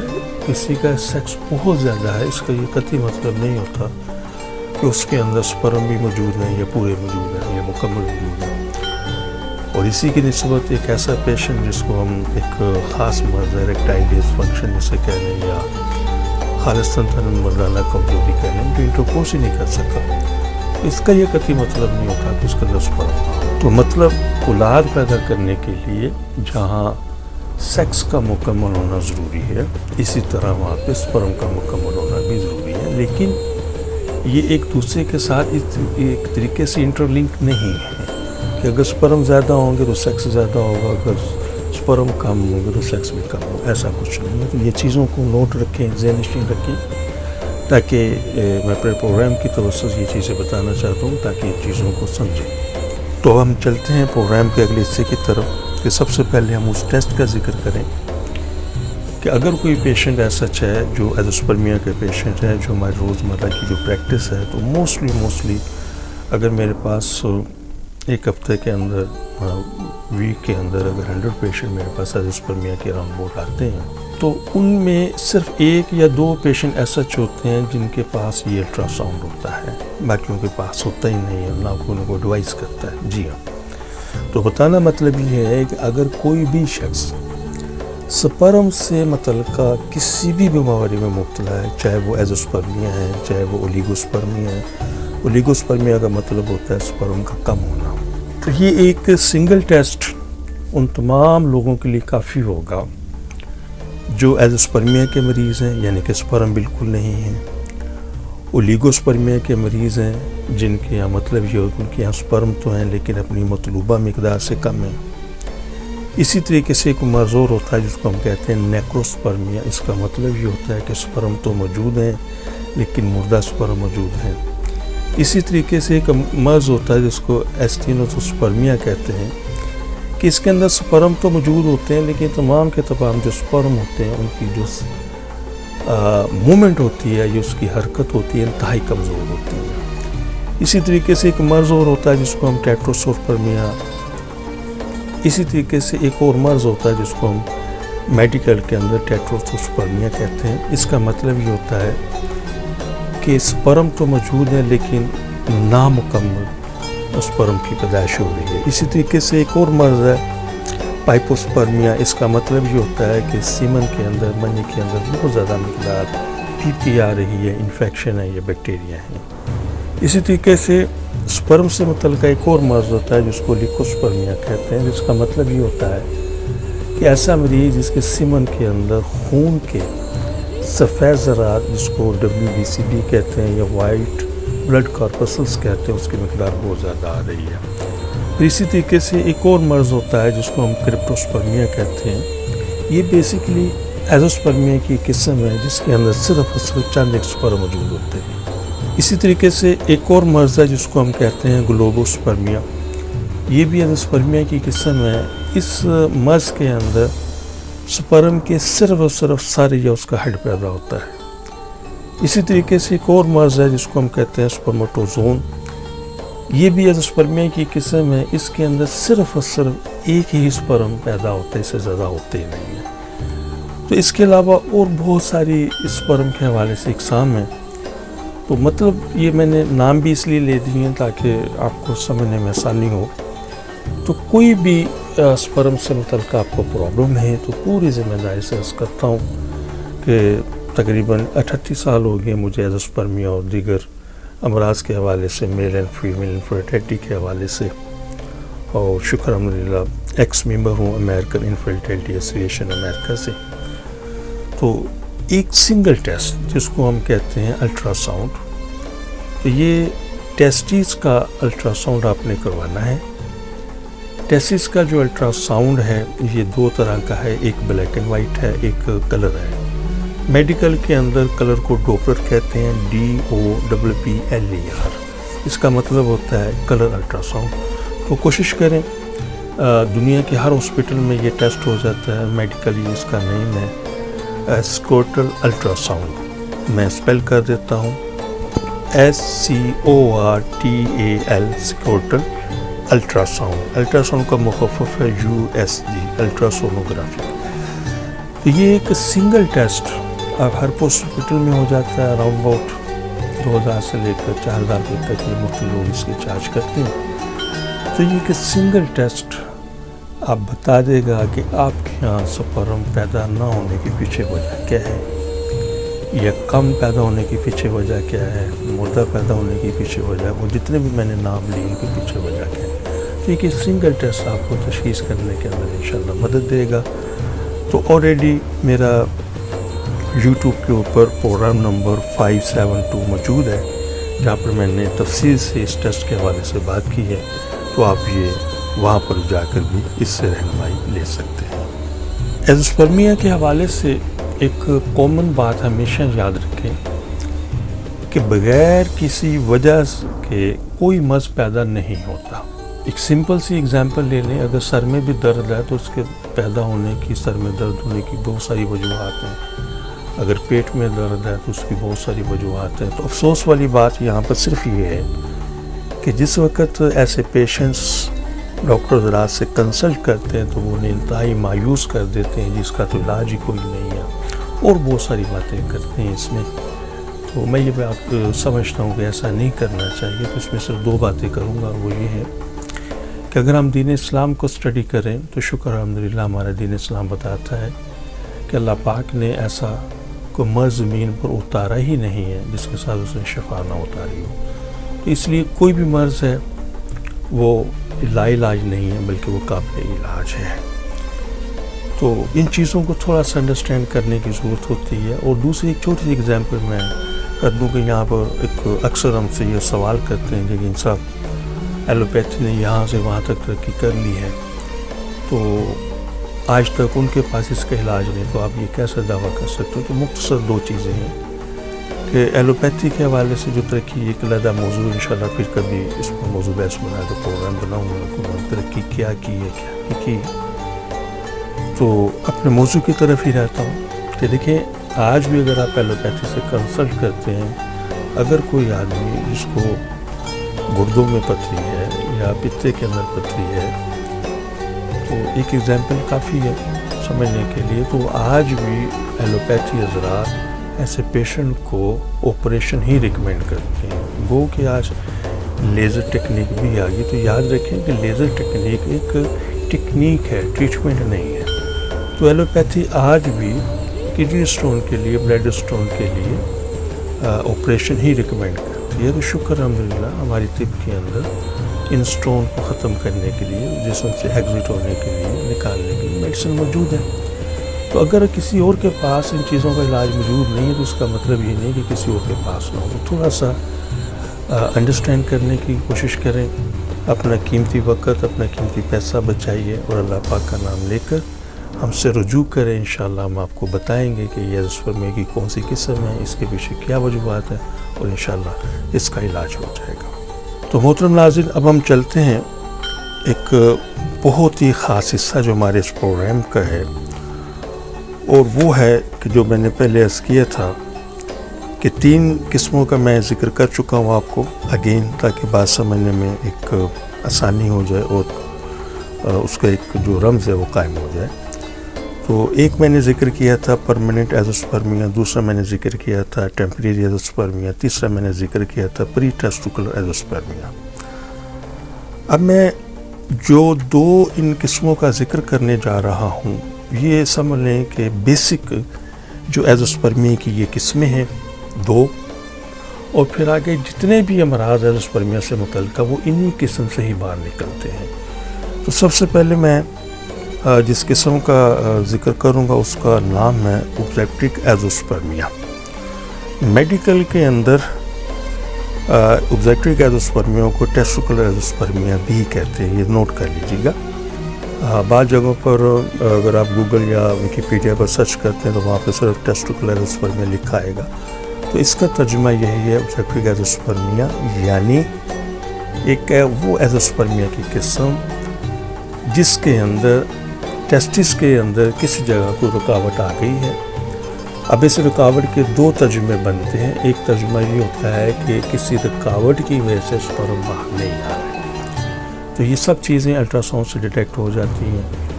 اور بعض کا یہ بھی ہوتا ہے کہ وہ مرض اتنا شدت والا ہوتا ہے تو جہاں وہ رکاوٹ پیدا کرتا ہے تو اس کے ساتھ ساتھ وہ اپنا سپرم کی پروڈکشن کے اوپر بھی اثر انداز ہوتا ہے. تو یوٹیوب کے اوپر میرا پروگرام نمبر 761 اور پروگرام نمبر 672 آلریڈی یہ موجود ہے، آپ وہاں سے اس کی تفصیل لے سکتے ہیں. اس کی جو پانچویں بڑی قسم ہے وہ ہے نان اوبجیکٹک ایزوسپرمیا. اس کو میڈیکل کے اندر اس کا جو سیکنڈ نیم ہے وہ ہے پوسٹ ٹیسٹیکل ایزوسپرمیا. ٹیسٹس کے اندر کسی قسم کی کوئی رکاوٹ نہیں ہے لیکن کسی مرض کی وجہ سے سپرم پیدا نہیں ہو رہے. تو پروگرام نمبر 762 اور پروگرام نمبر 671 آلریڈی یوٹیوب کے اوپر میرے یہ پروگرام موجود ہیں، جہاں پر آپ جا کر نان ایزوسپرمیا کے حوالے سے یا پوسٹ ٹیسٹیکل ایزوسپرمیا کے حوالے سے تفصیل لے سکتے ہیں. چونکہ ان کے پروگرام آلریڈی یوٹیوب پر موجود ہیں تو اگر میں ان کو یہاں پر بیٹھ کے موضوع بحث بناؤں گا تو یہ پروگرام بہت طویل ہو جائے گا. تو میں اس کو یہیں پر رکھتا ہوں اور انشاءاللہ اب ہم جو سب سے پہلے ایزوسپرمیا کی جو قسم نمبر 4 ہے، پھر آگے اس کی بہت ساری قسمیں ہیں، وہ ہے اوبجیکٹیو ایزوسپرمیا یا ٹیسٹیکولر ایزوسپرمیا. اور اس کا مطلب یہ ہے کہ اندر سسٹم کے اندر کوئی رکاوٹ ہے جس کے سپرم باہر نہیں آ رہے، اور بعض مریضوں کے اندر رکاوٹ کے ساتھ ساتھ سپرم کی پیدائش بھی نہیں ہوتی. تو انشاءاللہ اب ہم اس کو موضوع بحث بنائیں گے، اور اس موضوع بحث کے اندر ہم سب سے پہلے جس موضوع کا ہم نے انتخاب کیا ہے وہ ہے ایپیڈیڈمل سسٹ. یعنی کہ ایپیڈیڈمل سسٹ ایک وہ جگہ ہے جو ٹیسٹس کے اوپر ایک ٹیوب ہوتی ہے جہاں پر جا کے سپرم سٹور ہوتے ہیں.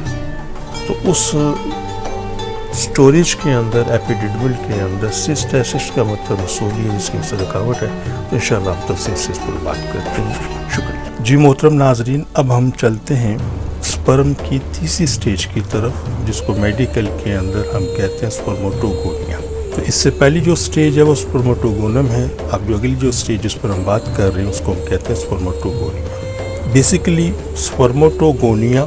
سپرموٹوگونم کی سیکنڈ سٹیج ہے، یعنی کہ جس وقت سپرموٹوگونم اگلی اپنی شکل کے اندر تبدیل ہوگا تو اس شکل کا نام سپرموٹوگونیا ہے. تو ایسے تمام مریض جن میں ٹیسٹیکل بایوپسی کی جاتی ہے اور اس کے اندر سپرموٹوگونیا آتا ہے، تو ایسے مریضوں کو میڈیکل ٹرمز کے اندر کہتے ہیں ایزوسپرمیا ود اونلی سپرموٹوگونیا. تو بتانا مقصد پھر وہی ہے کہ تیسری سٹیج تک یہاں پہ سپرم پروڈیوس ہو رہے ہیں. تیسری سٹیج تک یہاں پہ سپرم پروڈیوس ہو رہے ہیں تو یقیناً کوئی نہ کوئی ایسا مرض ہوگا جس نے اس سسٹم کو ڈسٹرب کیا. تو اس لیے ہم فوری طور پر ایسے پیشنٹس کا ہم سیکیورٹی الٹرا ساؤنڈ کرواتے ہیں. تو اس سیکیورٹی الٹرا ساؤنڈ کے اندر بہت ساری چیزوں کی وضاحت ہو جاتی ہے، ان امراض کی وضاحت ہو جاتی ہے جن کی وجہ سے اس سسٹم کے اندر پرابلم آتی ہے. تو انشاءاللہ یہ سارے کے سارے امراض قابل علاج ہیں. آپ مکمل یقین کے ساتھ مجھ سے رابطہ کر سکتے ہیں. شکریہ. جی اب بات کرتے ہیں سپرم کی پیدائش کی چوتھی سٹیج کی. سپرم کی اس چوتھی سٹیج یا سپرم کی اس چوتھی سٹیج کا نام ہے پرائمری سپرموٹوسائٹ. تو بتانا مقصد یہ ہے کہ بیسیکلی جو سٹیج ہے یہ چوتھے نمبر پر، اس کا جو نام ہے میڈیکل کے اندر سپرموٹوسائٹ ہے. پھر اس کی 2 سٹیجز ہیں جسے ہم ارلی سٹیج بھی کہہ سکتے ہیں یا پرائمری سٹیج بھی کہہ سکتے ہیں. تو اس سے اگلی جو سٹیج ہے اس کو ہم سیکنڈری سٹیج کہتے ہیں. تو بتانا مقصد یہ ہے کہ ایسے بہت سارے پیشنٹس ہوں گے کہ جس وقت وہ ٹیسٹیکل بایوپسی کے زمرے سے گزرتے ہیں تو وہاں پر لکھا آتا ہے پرائمری سپرمٹوسائٹ. تو مطلب پھر یہی ہے کہ ایک ایسا ایزوسپرمیا کا پیشنٹ جس کے سپرم کی 4تھی سٹیج تک تو سپرم پروڈیوس ہو رہے ہیں لیکن اس سے آگے وہ یہ نظام نہیں چل رہا.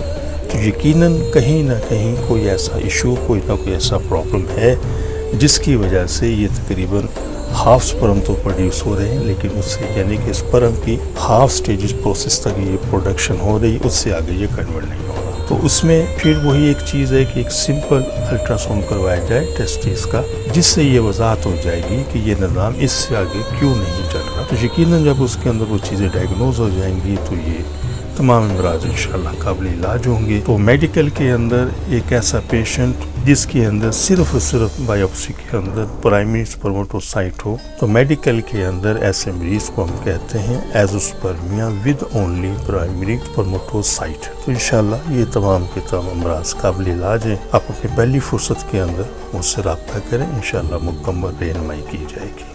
جی اب ہم بات کرتے ہیں سپرم کی پیدائش کی جو 5ویں سٹیج ہے اس کو ہم کہتے ہیں سیکنڈری سپرمٹوسائٹ. یعنی کہ سپرمٹوسائٹ کی 2 سٹیجز ہیں, ایک ارلی سٹیج ہے ایک سیکنڈ سٹیج ہے.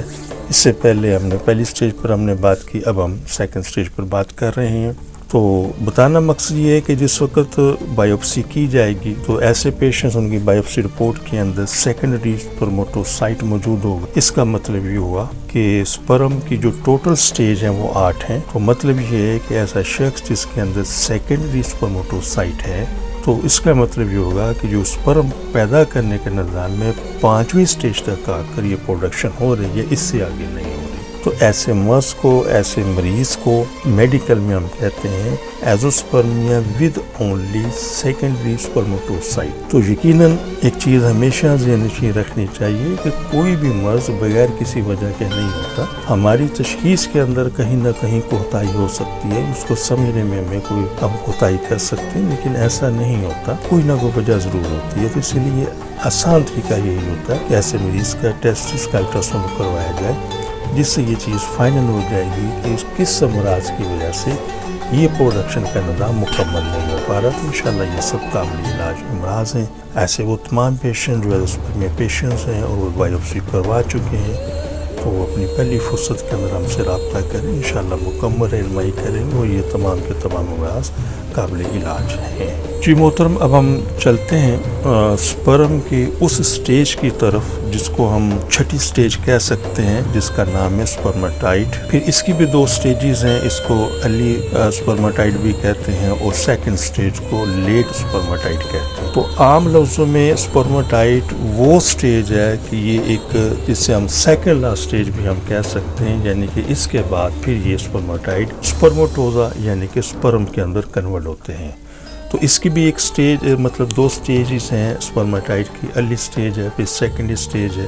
تو ایسے وہ تمام مریض جن کے یہاں بایوپسی کے بعد اونلی سپرماٹائٹ موجود ہوتا ہے تو ایسے ایزوسپرمیا کے مریضوں کو ہم کہتے ہیں ایزوسپرمیا ود اونلی سپرماٹائٹ. تو انشاءاللہ یہ تمام کے تمام قابل علاج امراض ہیں. تشخیص کا وہی طریقہ ہے کہ آپ سب سے پہلے الٹرا ساؤنڈ کروائیے ٹیسٹس کا جس کو میڈیکل کے اندر ہم کہتے ہیں سکوٹل الٹرا ساؤنڈ یا سکوٹم الٹرا ساؤنڈ. تو کلر الٹرا ساؤنڈ کروائیں, اس کے اندر وہ امراض سامنے آ جائیں گے جن امراض کی وجہ سے سپرم کی یہ 6ٹھی سٹیج تک وہ امراض سامنے آ جائیں گے جن میں یہ نظر آ جائے گا کہ یہ سپرم کی 6ٹھی سٹیج تک یا سپرم کی 7ویں سٹیج تک تو پروڈکشن ہو رہی ہے لیکن اس سے آگے یہ کنورٹ نہیں ہو رہا.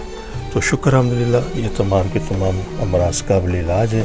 اب اپنی پہلی فرصت کے اندر ہم سے رابطہ فرمائیے اور انشاءاللہ یہ بالکل امراض ٹھیک ہوں گے. سپرماٹائٹ بیسیکلی ایمیچور سپرم یا ناپختہ سپرم کو بھی کہتے ہیں. سپرماٹائٹ کو ایمیچور سپرم کی لاسٹ سٹیج بھی کہتے ہیں اور وہ اس لیے بھی سپرماٹائٹ کے بعد وہ اس لیے بھی کہ سپرماٹائٹ کے بعد مکمل سپرم پیدا ہو جاتے ہیں، یعنی کہ سپرم جو پیدا ہوتے ہیں میڈیکل میں سپرم کو سپرموٹوزا کہتے ہیں۔ قدرت نے ان سپرم کی پیدائش نہایت ہی باریک بینی سے کی ہے جو انتہائی باکمال ہے۔ عقل انسانی سپرم کی پیدائش کے عمل کو دیکھ کر دنگ رہ جاتا ہے۔ سپرماٹائٹ سے سپرم کی مکمل پیدائش کا جو عمل ہوتا ہے اس کو میڈیکل کے اندر سپرموٹوجینیسس کہتے ہیں۔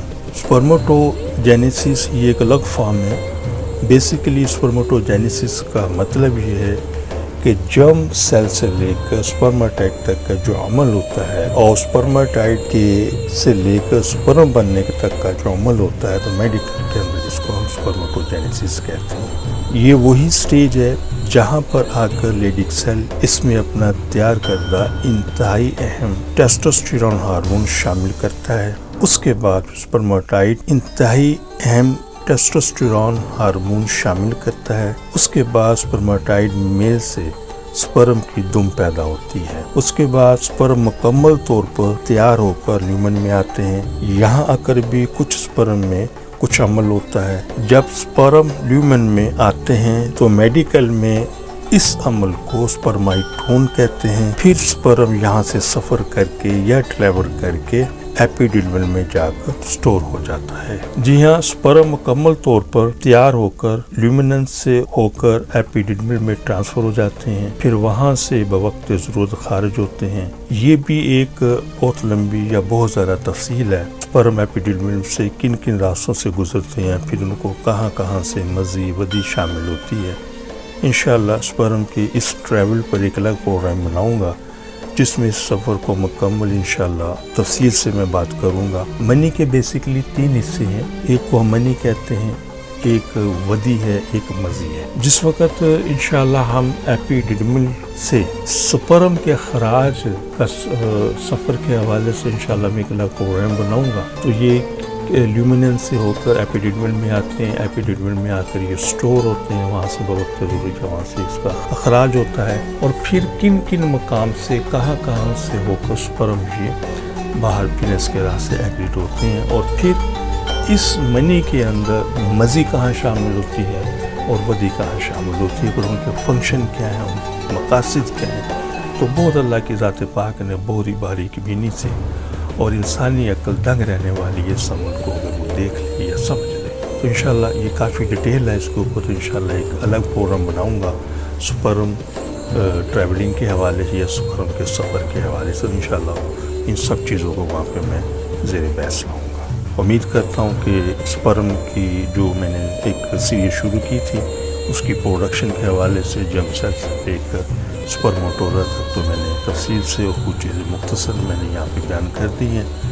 تو اگین آخری بات صرف یہ ہے کہ ایسے وہ تمام پیشنٹ جن کی بایوپسی کی رپورٹ کے اندر صرف اور صرف سپرماٹائٹ موجود ہیں، انشاءاللہ یہ قابل علاج مرض ہے، مکمل یقین کے ساتھ بھروسے کے ساتھ آپ ہم سے رابطہ کریں، انشاءاللہ ہم آپ کو اس کی مکمل تفصیل بتائیں گے اور بہترین علاج آپ کے لیے تجویز کریں گے۔ شکریہ۔ جی محترم ناظرین، ہم نے اپنے گزشتہ پروگرام کے اندر سپرم کے حوالے سے بہت ساری چیزوں کو ہم نے ڈسکس کیا ہے۔ امید کرتا ہوں کہ آپ نے ان سب چیزوں کو انڈرسٹینڈ کیا ہوگا۔ اب ہم جس مرض کی طرف جا رہے ہیں اس کا نام ہے ہائپوگوناڈزم، اور عموماً میڈیکل کے اندر ایسے پیشنٹس کو جو ایزوسپرمیا کے پیشنٹ ہوتے ہیں تو ان میں لکھا ہوتا ہے ایزوسپرمیا ود ہائپوگوناڈزم۔ تو اس کو تھوڑا سا آج ہم ڈسکس کرتے ہیں۔ آلریڈی یوٹیوب کے اوپر میرے پروگرام موجود ہیں تو وہاں سے بھی آپ استفادہ حاصل کر سکتے ہیں۔ چونکہ میں ایزوسپرمیا کی سیریز پر کام کر رہا ہوں تو اس کا ذکر آیا ہے تو اس کو تھوڑا سا ہم تفصیل سے بیان کرتے ہیں تاکہ کوئی تشن بھی باقی نہ رہے۔ تو اس کو ڈسکس کرنے سے پہلے ایک دو چیزوں کی وضاحت کر دوں کہ ہائپوگوناڈزم یہ مرض مردوں میں بھی ہوتا ہے جس کو ہم میل ہائپوگوناڈزم کہتے ہیں، اور اسی طریقے سے یہ فیمیل کے اندر بھی ہوتا ہے جس کو ہم فیمیل ہائپوگوناڈزم کہتے ہیں، فیمیل سے مراد خواتین کے اندر۔ تو پہلی چیز تو یہ سمجھ لیجیے، اور دوسری چیز اس میں یہ سمجھ لیجیے گا کہ شکر الحمدللہ یہ امراض بالکل 100% قابل علاج ہے، لیکن ہاں ان کو ٹھیک ہونے میں کچھ ٹائم زیادہ لگتا ہے، کچھ سال بھی لگ سکتا ہے، 1.5 سال بھی لگ سکتا ہے، 2 سال کے قریب بھی لگ سکتا ہے۔ اس کی سٹیجز پر بھی ہم بات کریں گے، اس سے کم ٹائم مطلب 5-6 ماہ کے اندر بھی یہ ٹھیک ہو سکتا ہے۔ تو مختلف سٹیجز ہیں، اس کو بھی انشاءاللہ ہم زیر بحث لاتے ہیں۔ تو مکانہ مقصد یہ ہے کہ انشاءاللہ یہ امراض بھی قابل علاج ہے۔ چونکہ اس وقت ہمارا موضوع بحث ایزوسپرمیا ہے، تو پھر ہم میل ہائپوگوناڈزم کو ہی ہم ڈسکس کریں گے، تو اسی پر ہم بات کرتے ہیں۔ بیسیکلی ہائپوگوناڈزم کا ایک آسان لفظوں میں اگر میڈیکل ٹرمز کے اندر جاؤں گا تو ہو سکتا ہے کہ آپ کو سمجھنے میں مشکل ہو، تو میں آسان لفظوں میں بیان کرتا ہوں کہ میل ہائپوگوناڈزم کا مطلب یہ ہوتا ہے کہ وہ ہارمونز جو سپرم کی پیدائش کے اندر اپنا پورا حصہ لیتے ہیں، جیسے LH ہارمونز ہے، FSH ہارمونز ہیں، پرولیکٹن ہارمونز ہیں اور ٹیسٹوسٹیرون ہارمونز ہیں، یہ ان کی پروڈکشن یا تو بہت کم ہو رہی ہے یا نہیں ہو رہی، اور اسی کے ساتھ جو ٹیسٹس کا سائز ہے وہ لیس دین 2 سینٹی میٹر سے کم ہے۔ یعنی کہ ہائپوگوناڈزم کے اندر جو ٹیسٹس کا سائز ہوتا ہے بہت سارے پیشنٹس کے اندر لیس دین 1 سینٹی میٹر بھی ہوتا ہے، اور بہت سارے پیشنٹس کے اندر لیس دین 2 سینٹی میٹر بھی ہوتا ہے۔ تو یہ چیز اس کو سمجھنا ہے۔ اب ہم بات کرتے ہیں کہ بیسیکلی ہائپوگوناڈزم کی 3 سٹیجز ہیں، تو میڈیکل میں اس میں مختلف نام ہیں، میں ان کو تشریح کرتا چلوں ذرا آسانی ہو جائے گی۔ تو جو پہلی اس کی قسم ہے ہائپوگوناڈزم کی، اس کے اندر یہ ہوتا ہے کہ LH ہارمونز، FSH ہارمونز اور پرولیکٹن ہارمونز کسی نہ کسی حد تک پروڈیوس ہو رہے ہیں، نہ کہ نارمل تو نہیں ہے لیکن نارمل کے قریب ہیں، لیکن جو ٹیسٹوسٹیرون ہارمونز ہے وہ کافی لو پروڈیوس ہو رہا ہے، کم پروڈیوس ہو رہا ہے، اور سائز بھی جو ٹیسٹس کا کم ہے۔ تو یہ بیسیکلی اس کی پہلی سٹیج ہے۔ دوسری سٹیج کے اندر یہ ہوتا ہے کہ LH hormones, FSH hormones, prolactin hormones اور ٹیسٹوسٹیرون ہارمونز یہ سارے کے سارے لو مقدار میں، لو کوانٹٹی کے اندر پروڈیوس ہو رہے ہیں، اور اس کے ساتھ ٹیسٹس کا سائز بھی کم ہے۔ تیسری سٹیج کے اندر یہی hormones, LH hormones, FSH hormones, prolactin hormones, testosterone hormones تقریباً نا پیدا ہونے کے قریب ہوتے ہیں، اور یہ سب سے جو پوری سٹیج یہی ہے۔ تو ایسے مریضوں کا ہم جو فرسٹ آف آل ہے اپنا ہارمونز کے ہم ٹیسٹ کرواتے ہیں، اس میں LH ہارمونز ہوگا، FSH ہارمونز ہوگا، پرولیکٹن ہارمونز ہوگا، ٹیسٹوسٹیرون ہارمونز ہوگا، بعض کیسز کے اندر AMH بھی ہم اس میں ٹیسٹ کروا لیتے ہیں، اور اس کے ساتھ ایک ہم ٹیسٹ کرواتے ہیں کروموسومز کے حوالے سے، کیروٹائپ اس کو ہم کہتے ہیں۔ کروموسومز کے حوالے سے ہمیشہ یاد رکھیے گا کہ فیمیل کے اندر صرف اور صرف X ہارمونز ہوتے ہیں، اور میل کے اندر X اور Y ہارمونز ہوتے ہیں۔ تو یہ ایک الگ ڈیٹیل ہے، انشاءاللہ ایک نیکسٹ پروگرام میں کیروٹائپ کے اوپر میں ترتیب دے رہا ہوں، تو وہاں پہ ان سب چیزوں کو میں پھر ڈسکس کروں گا کہ کروموسومز کے کتنے کپل ہونے چاہیے۔ اگر ایک میل ہے اس کے اندر اگر XX اور Y مطلب 2 XX کا ہارمونز ہے، ایک سنگل Y ہے، تو یہ کیا چیزیں ہیں، کیا اس کے ہے، تو انشاءاللہ پھر اس کے موضوع بحث ہم بنائیں گے۔ تو یہاں پر ہم صرف اور صرف ہائپوگوناڈزم کو، میل کو ہم ڈسکس کر رہے ہیں، اسی پر بات کریں گے۔ تو کیروٹائپ بھی کروموسوم کا ٹیسٹ ہے، وہ بھی ہم کروا لیتے ہیں اس میں۔ تو بتانا مقصد یہ ہے کہ یہ سارے کے سارے امراض قابل علاج ہے، تھوڑا سا انہیں وقت چاہیے ہوتا ہے۔ کوئی نہ کوئی ایسا پیشنٹ کی ہسٹری کے اندر چیزیں ہوتی ہیں کہ زندگی میں اسے کوئی شدید بخار ہوا ہو، یا زندگی اس کی ٹوٹلی ایک ڈپریس کے ماحول میں گزری ہو، یا منشیات کے حوالے سے، اور بھی بہت ساری چیزیں ہسٹری کے اندر آ جائیں گی۔ تو اس میں پھر یہ ہے کہ اس میں ایک چیز یہ بھی ہوتی ہے، خدا نخواستہ کوئی چوٹ لگ جاتی ہے، کوئی ایکسیڈنٹ ہو جاتا ہے، خاص طور پر دماغ کے حصے پر، ریڑھ کے کسی حصے پر چوٹ لگ جائے۔ ان ساری ہسٹری کو مکمل کرنے کے بعد پھر ہم ایسی میڈیکیشن اس کے اندر انشاءاللہ ہم کرتے ہیں جو نیچرلی طریقے سے ان ہارمونز کی پروڈکشن کے اندر ایک بہت زیادہ رول پلے کرتا ہے، اور اس کے ساتھ ساتھ ہم نیچرلی طریقے سے ٹیسٹوسٹیرون ہارمونز کو بھی اس کی پروڈکشن کے اندر ایک بہت اچھی میڈیسن ہمارے پاس ہے جو اس کو نیچرلی پروڈکشن ہوتی ہے۔ پھر اس کے ساتھ ساتھ پھر ہم ٹیسٹس کے سائز کو بھی گرو کرنے کی میڈیکیشن کرتے ہیں، اس میں ایک آدھ ایکسرسائز ہوتی ہے اور کچھ ایکسٹرنل یوز کے لیے میڈیسن ہوتی ہے، اور باقی انٹرنل۔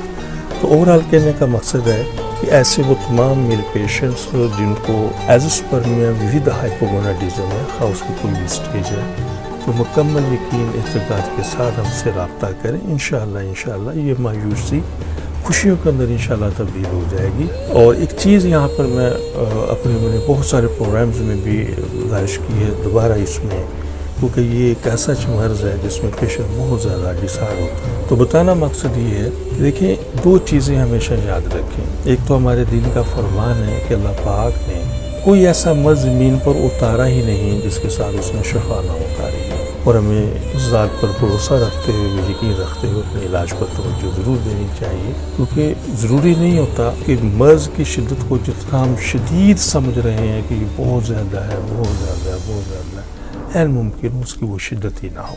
اور دوسری یہاں پر ایک چیز عرض کرتا چلوں کہ اکثر پیشنٹ حضرات ہوتے ہیں، وہ یہ بات کرتے ہیں کہ آقا جی فلاں ڈاکٹر صاحب نے یہ کہہ دی، اس کا علاج ہی کوئی نہیں، ٹھیک ہے، ہمارے لیے قابل احترام ہے، لیکن ایک چیز ذہن میں رکھیں کہ اگر کسی ڈاکٹر میں یا کسی ایلوپیتھی کے اندر کسی مرض کا اگر علاج نہیں ہے تو اس کا یہ قطعی طور پر یہ مطلب نہیں ہے کہ کسی اور پیتھی میں یا حکمت میں اس کا علاج نہ ہو۔ تو اس میں میں بے شمار مثالیں دے سکتا ہوں، ایک نہیں بے شمار مثالیں دے سکتا ہوں۔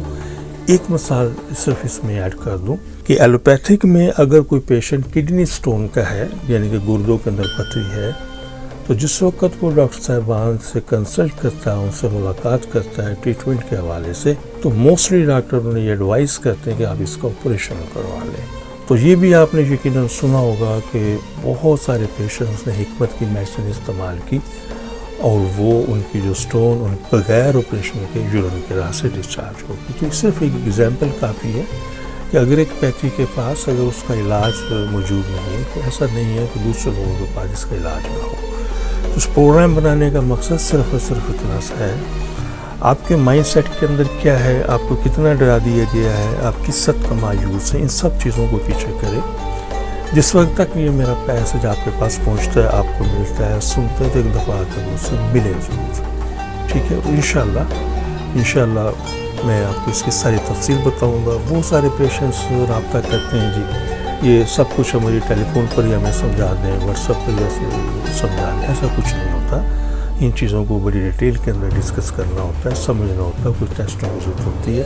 تو کوشش کریں اپنی پہلی فرصت کے اندر ہم سے ٹائم لے کر تشریف لائیں، انشاءاللہ مکمل آپ کو رہنمائی دیں گے، ان امراض کے حوالے سے پوری ڈیٹیل آپ کو سمجھائیں گے، اور انشاءاللہ یہ امراض قابل علاج ہے، تو مطمئن ہو کر آپ ہم سے رابطہ کر سکتے ہیں۔ جی محترم ناظرین، ہم اپنے اس ایزوسپرمیا کے پروگرام کو آگے بڑھاتے ہوئے اب جس مرض کے حوالے سے ہم بات کریں گے اس مرض کا نام ہے ایپیڈیڈمل ابسیکشن۔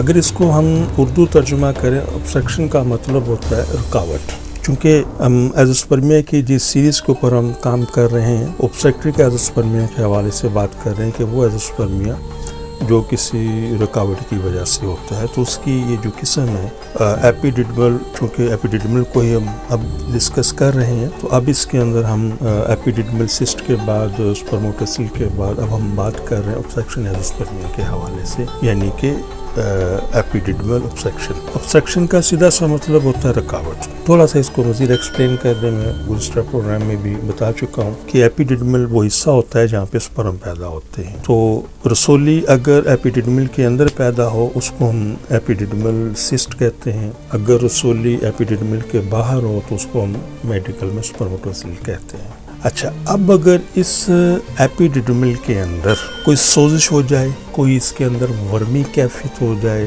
یا یہ بلکی ہو جائے، میڈیکل کے اندر بلکی کا ترجمہ ہم یہ کہتے ہیں کسی چیز کا نیچے کی طرف ڈھلک جانا۔ تو یہ جو کنڈیشنز ہوتی ہیں، بعض کیسز کے اندر یہ بھی دیکھنے میں آتا ہے کہ ایپیڈیڈمل کسی حد تک شرنک ہوتی ہے یا سکڑتی ہے۔ یہ کیس ریئر ہے، لیکن یہ سارے کے سارے جتنی بھی چیزیں میں نے عرض کی ہیں کہ ایپیڈیڈمل کے اندر اگر سوزش ہے، اس کے اندر ورم ہے، اس کے اندر انفیکشن ہے، یا وہ کسی وجہ سے سکڑ گئی ہے، شرنک ہو گئی ہے، یا وہ ایپیڈیڈمل بلکی ہوگی، بلکی کا مطلب ہے کہ کسی وجہ سے نیچے ڈھلک گئی ہے، تو میڈیکل کے اندر اس مرض کو ہم کہتے ہیں ایپیڈیڈمل ابسیکشن۔ ٹھیک ہے جی. تو اس کا پورا مرض کو ہم کریں گے. اب اس کی وجہ سے میں بار بار عرض کرتا ہوں، پھر عرض کروں گا آپ کی خدمت میں کہ پھر ایک چیز کو سمجھے گا کہ جو امراض سپرم کو نیل کرنے کا باعث ہوتے ہیں، سپرم کو صفر کرنے کا باعث بنتے ہیں یا سپرم کی پروڈکشن کو بالکل ختم کر دیتے ہیں، یہی وہ امراض ہیں جو سپرم کو کم سے کم پیدا کرنے کی طرف مائل کر سکتے ہیں. اس پر ہم سارے کے سارے مردہ پیدا ہو سکتے ہیں، جسمانی شکل و صورت کے حساب سے کمزور پیدا ہو سکتے ہیں، مکمل پیدا نہیں ہوتے اور ان کی رفتار بھی بہت کم ہوتی ہے. تو چونکہ ہم ایزوسپرمیا کے اوپر ہم کام کر رہے ہیں تو اس لیے ہم اس کو ایزوسپرمیا کے اندر ہی ہم نے اس موضوع کو منتخب کیا ہے. تو یہ جو مرض ہے سکرین کے اوپر میں نے انشاءاللہ یہ امیج سے بھی آپ کو بتا دی ہے. تو یہ وہ مرض ہے جس کی وجہ سے ایپیڈرمل کے اندر انفیکشن ہوتی ہے، سوزش ہو سکتی ہے، سب چیزیں ایک وقت میں بھی ہو سکتی ہیں. اس کی وجہ سے ایزوسپرمیا بھی ہو سکتا ہے اور سپرم سے متعلقہ جتنے بھی امراض اس پہ کوئی ایک ہو سکتا ہے. گو کے معاشرے کے اندر یہ جو قسم ایزوسپرمیا کی اس کا ریئر کیسز ہیں لیکن موجود ہیں. تو شکر الحمدللہ عرض کروں گا 38 سال سے زیادہ عرصہ ہو چکا ہے مجھے ایزوسپرمیا کے حوالے سے اور بے اولادی کے حوالے سے بڑی کامیابی سے علاج کرتے ہوئے. تو پورے یقین کے ساتھ تسلی کے ساتھ آپ مجھ سے رابطہ کیجیے گا. انشاءاللہ یہ سارے امراض قابل علاج ہیں اور کچھ ہفتوں کی میڈیسن سے یہ ٹھیک ہو جاتے ہیں.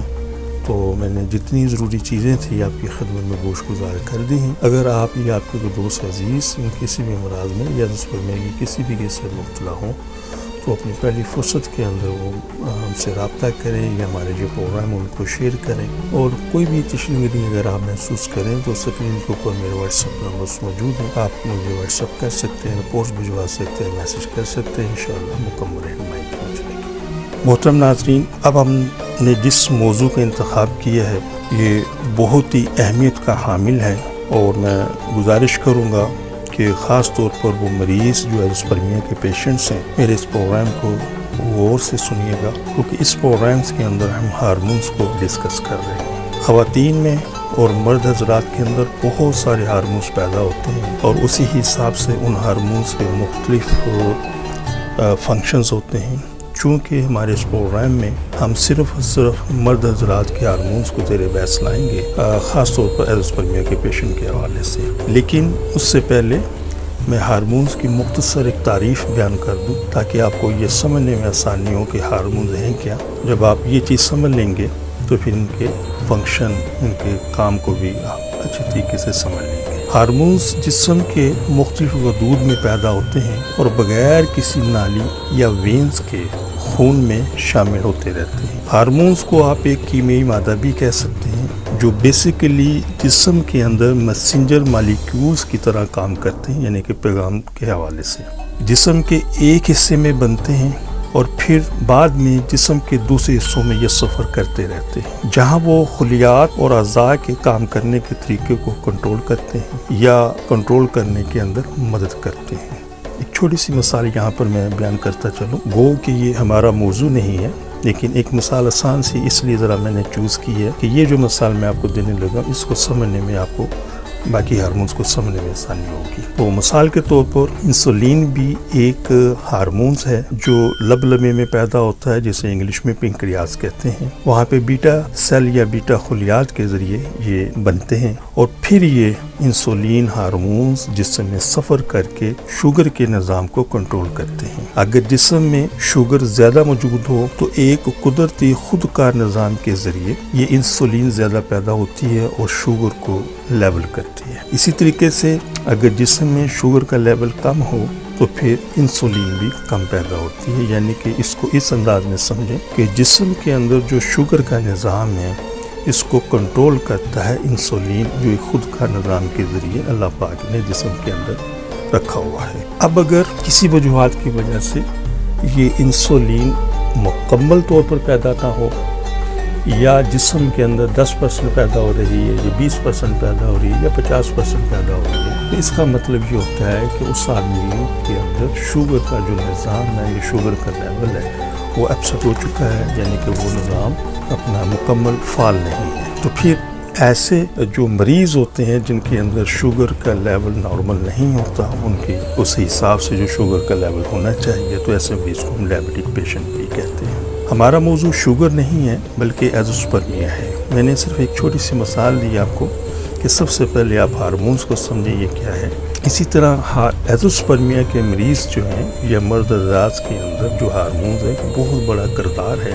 تو مثال اس لیے دی گئی ہے کہ آپ کو یہ بات سمجھ آ جائے تاکہ جتنے بھی ایزوسپرمیا کے پیشنٹس ہیں اب میں جن ہارمونز کو یا جن ہارمونز کا میں ذکر کروں گا تو انشاءاللہ امید ہے کہ آپ کو اپنے ایزوسپرمیا کو سمجھنے میں آسانی ہوگی.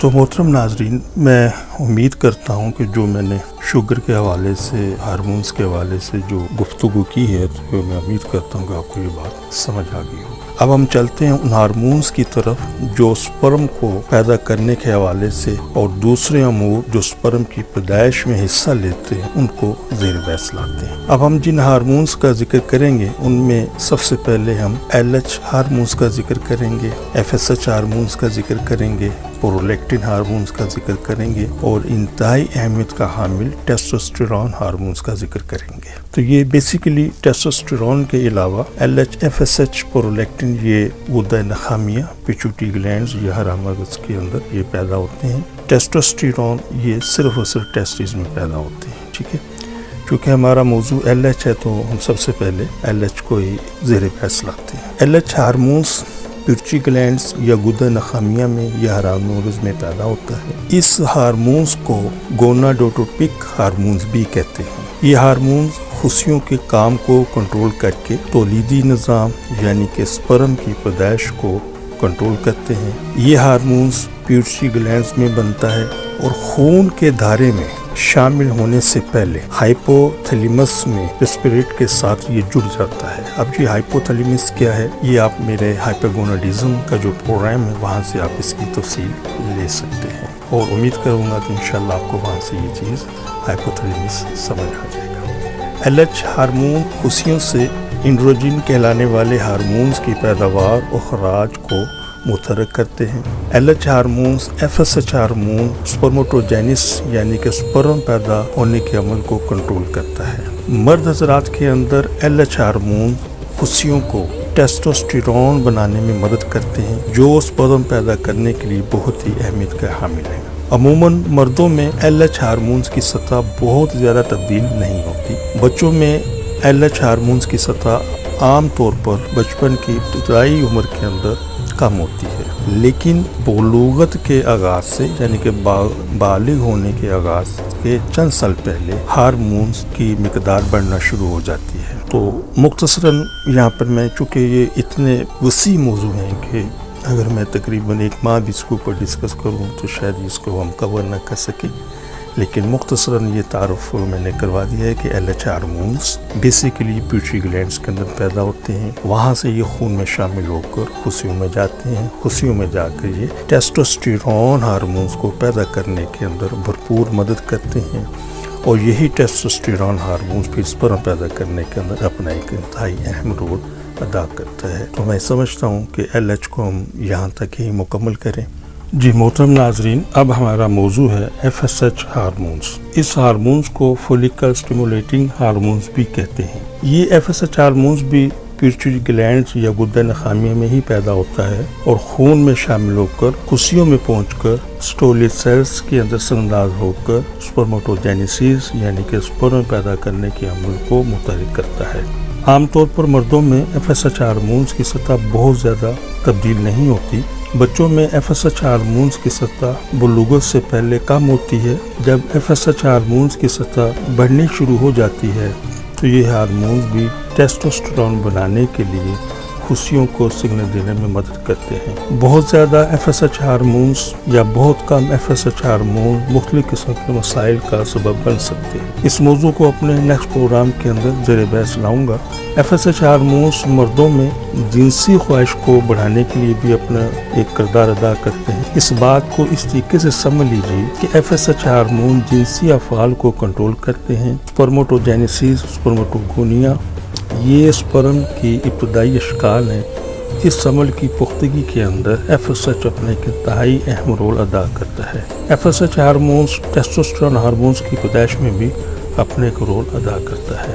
स्टोली सेल की पुख्तगी नशोनुमा के ग़िज़ाई अज्जा की ज़रूरियात भी FSH हार्मोन्स के ज़रिए होती है। मुख्तसर ये कि LH हार्मोन्स की तरह FSH हार्मोन्स भी स्पर्म की पैदाइश के मुख्तलिफ हालतों की ज़िम्मेदार होते हैं और इंतहाई अहम रोल अदा करते हैं। एक ज़िमनी बात यहाँ पर मैं करता चलूँ क्योंकि FSH के हवाले से बात आ रही है। बहुत सारे टेलीफोन्स व्हाट्सएप पर हमसे इन चीज़ों के हवाले से सवाल किया जाता है कि बहुत सारे पेशेंट ये बात करते हैं कि जब हमारा FSH हार्मोन ज़्यादा है, LH थोड़ा सा ज़्यादा होता है लेकिन FSH ज़्यादा होता है। तो बताना मकसद ये है कि वो लोग जो इन हार्मोन्स की एनाटॉमी फिजियोलॉजी इनके फंक्शन से नावाकिफ़ होते हैं तो एज़ोस्पर्मिया के ऐसे मरीज़ों को वो इन हार्मोन्स को कम करने की कोशिश करते हैं। तो ऐसा बिल्कुल नहीं करना चाहिए। तो इंशाल्लाह इस मौजू पर फिर किसी दूसरे प्रोग्राम के अंदर मैं तफसील के साथ इंशाल्लाह बहस करूँगा। इन चीज़ों को आपको समझने में आसानी होगी। जी मोहतरम नाज़रीन, अब हम प्रोलैक्टिन हार्मोन्स की तरफ चलते हैं। FSH LH हार्मोन्स की तरह ये प्रोलैक्टिन हार्मोन्स भी पिट्यूटरी ग्लैंड्स में ही पैदा होता है। मर्दों में प्रोलैक्टिन हार्मोन्स के एक रोल ये है सबसे बड़ा समझने के लिए, वो ये है कि ये लेडिक सेल के अंदर रेस्पिरेट को बढ़ाती है जिसके नतीजे के अंदर टेस्टोस्टेरोन हार्मोन्स का अखराज होता है। प्रोलैक्टिन हार्मोन्स सेल्स को भी ज़्यादा करते हैं। प्रोलैक्टिन हार्मोन्स की कीमी साख्त अगर हम इसका तज़िया करें तो ये ग्रोथ हार्मोन्स से मिलती जुलती है। LH FSH हार्मोन्स की तरह प्रोलैक्टिन हार्मोन्स भी स्पर्म की पैदाइश और टेस्टोस्टेरोन हार्मोन्स के अखराज के अंदर मदद देते हैं। बहुत सारी डिटेल है यहाँ पर मैंने मुख्तसर नज़र कर दी है कि ये हार्मोन्स भी बाकी हार्मोन्स की तरह एक अपना रोल प्ले करते हैं। मोहतरम नाज़रीन, अब हम जिस हार्मोन्स की तरफ या जिस हार्मोन्स को हम मौजूद बहस बना रहे हैं ये इंतहाई अहमियत का हामिल है। तो तमाम एज़ोस्पर्मिया के जो पेशेंट्स हैं मेरे इस लेक्चर को ज़रूर सुनें तो बहुत सारी इंशाल्लाह आपको इसकी मालूमात मिलेंगी। टेस्टोस्टेरोन हार्मोन्स जी जिसको अब हम जिक्र करेंगे उसका नाम है टेस्टोस्टेरोन हार्मोन्स। ये टेस्टोस्टेरोन हार्मोन्स टेस्टिस में या खुस्सी में पैदा होता है, ये जिस्म के किसी और हिस्से में पैदा नहीं होता। इस हार्मोन्स का कुछ हिस्सा यानी कि इंतहाई मामूली हिस्सा इंटरनल हार्मोन्स टेस्टोस्टेरोन हार्मोन्स का मामूली मिकदार के अंदर या बहुत कम मिकदार के अंदर इंटरनल गुदूद में भी बनता है और ये इंटरनल गुदूद गुर्दों के ऊपर होते हैं, लेकिन ज़्यादातर इसका हिस्सा टेस्टिस या खुशियों में ही पैदा होता है। जहाँ तक इसके फंक्शन का अगर हम जिक्र करें तो इंतहाई अहमियत का हामिल है। हमारे जिस्म के अंदर 4000 से ज़्यादा इस हार्मोन्स के फंक्शंस हैं। तो इंशाल्लाह हम कोशिश करेंगे क्योंकि हमारा मौजू एज़ोस्पर्मिया है तो अपनी इस बहस को या अपने इस डिस्कशन को हम इंशाल्लाह इसी तक महदूद रखेंगे। तो ये एक इंतहाई अहमियत का हामिल हार्मोन्स है जिसमें जो सबसे बड़ा इसमें जो मेजर फंक्शन है उसको समझ लीजिएगा। वो ये है कि ये उज़्व ख़ास यानी कि पीनस की वज़ाइश में भी अपने किरदार अदा करता है। खुशियों की साख्त और उसके जो साइज़ है उसको बढ़ाने की ज़िम्मेदारी भी इसी के ऊपर है। मर्दों पर चेहरे पर बाल, दाढ़ी और मूंछों के बाल उगाना भी इसी के ज़िम्मे है। मर्दाना वजाहत और आवाज़ के अंदर भारीपन भी इसी हार्मोन्स के ज़िम्मे है। जिनसी अमल की तमाम तर ज़िम्मेदारी इसी टेस्टोस्टेरोन हार्मोन्स की है। इसको इस तरीके से भी आप समझ सकते हैं कि अगर मर्दों में ये हार्मोन्स बिल्कुल पैदा ना हो तो ऐसे शख्स को हम शीमेल कहते हैं। ये हार्मोन्स पट्टों की नशोनुमा भी करता है, स्पर्म बनाने के लिए भी एक बहुत बड़ा किरदार अदा करता है। मजमूई तौर पर एक अच्छी सेहत, अच्छे सेक्स के लिए ये हार्मोन्स बहुत ज़रूरी है। हड्डियों के नशोनुमा के अंदर भी ये मदद करता है। टेस्टोस्टेरोन बुनियादी तौर पर खुशियों में बनता है, इसकी ज़्यादा मिकदार। तो बताना मकसद ये है कि ये स्पर्म के हवाले से, स्पर्म की प्रोडक्शन के हवाले से, जैसे कि मैं गुज़िश्ता प्रोग्राम में अपना FSH के हवाले से, LH हार्मोन्स के हवाले से, प्रोलैक्टिन हार्मोन्स के हवाले से जिक्र किया है, तो टेस्टोस्टेरोन हार्मोन बेसिकली स्पर्म की पैदाइश के अंदर एक बहुत बड़ा रोल प्ले करता है। तो इस गुफ्तगू को मैं यहीं पर रखता हूँ और जो ज़रूरी गुफ्तगू है उसको मैं ज़रा आपके गोशगुजार करना चाहता हूँ। वो ये है और ख़ास तौर पर एज़ोस्पर्मिया के मरीज़। एज़ोस्पर्मिया के मरीज़ अक्सर ये सवाल हमसे करते हैं कि साहब हमारा ये मर्ज़ काबिल इलाज है या नहीं है। वो इसके ऊपर मुख्तसरन मैं बात करता हूँ, बाकी आप तशरीफ़ जब लाएँगे तो मैं इसकी डिटेल मुकम्मल आपको बता दूँगा। لیکن یہ مختصر ڈیٹیل میں انشاءاللہ اتنی ہوگی کہ آپ کو اپنے مت سمجھنے میں آسانی ہوگی۔ تو اس کا بہت خوبصورت آنسر، بہت آسان آنسر وہ تمام لوگ جو ایزوسپرمیا کے پیشنٹس ہیں کیا، اور وہ یہ سمجھنا چاہتے ہیں کہ کیا ان کا یہ مرض قابل علاج ہے یا نہیں ہے، تو بہت آسان ہے۔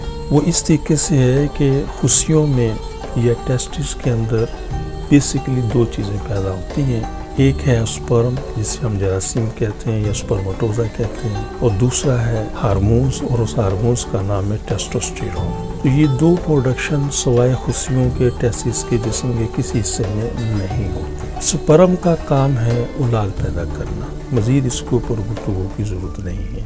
اب ٹیسٹوسٹیرون ہارمونز بھی چونکہ ٹیسٹس میں پیدا ہوتا ہے، جس کا میں عرض کر چکا ہوں پروگرام کے سٹارٹ میں کہ بیسیکلی اس کے 4000 سے زیادہ فنکشن ہیں۔ یہاں پر ہم صرف 5 فنکشن کو میں اس کے ڈسکس کرتا ہوں۔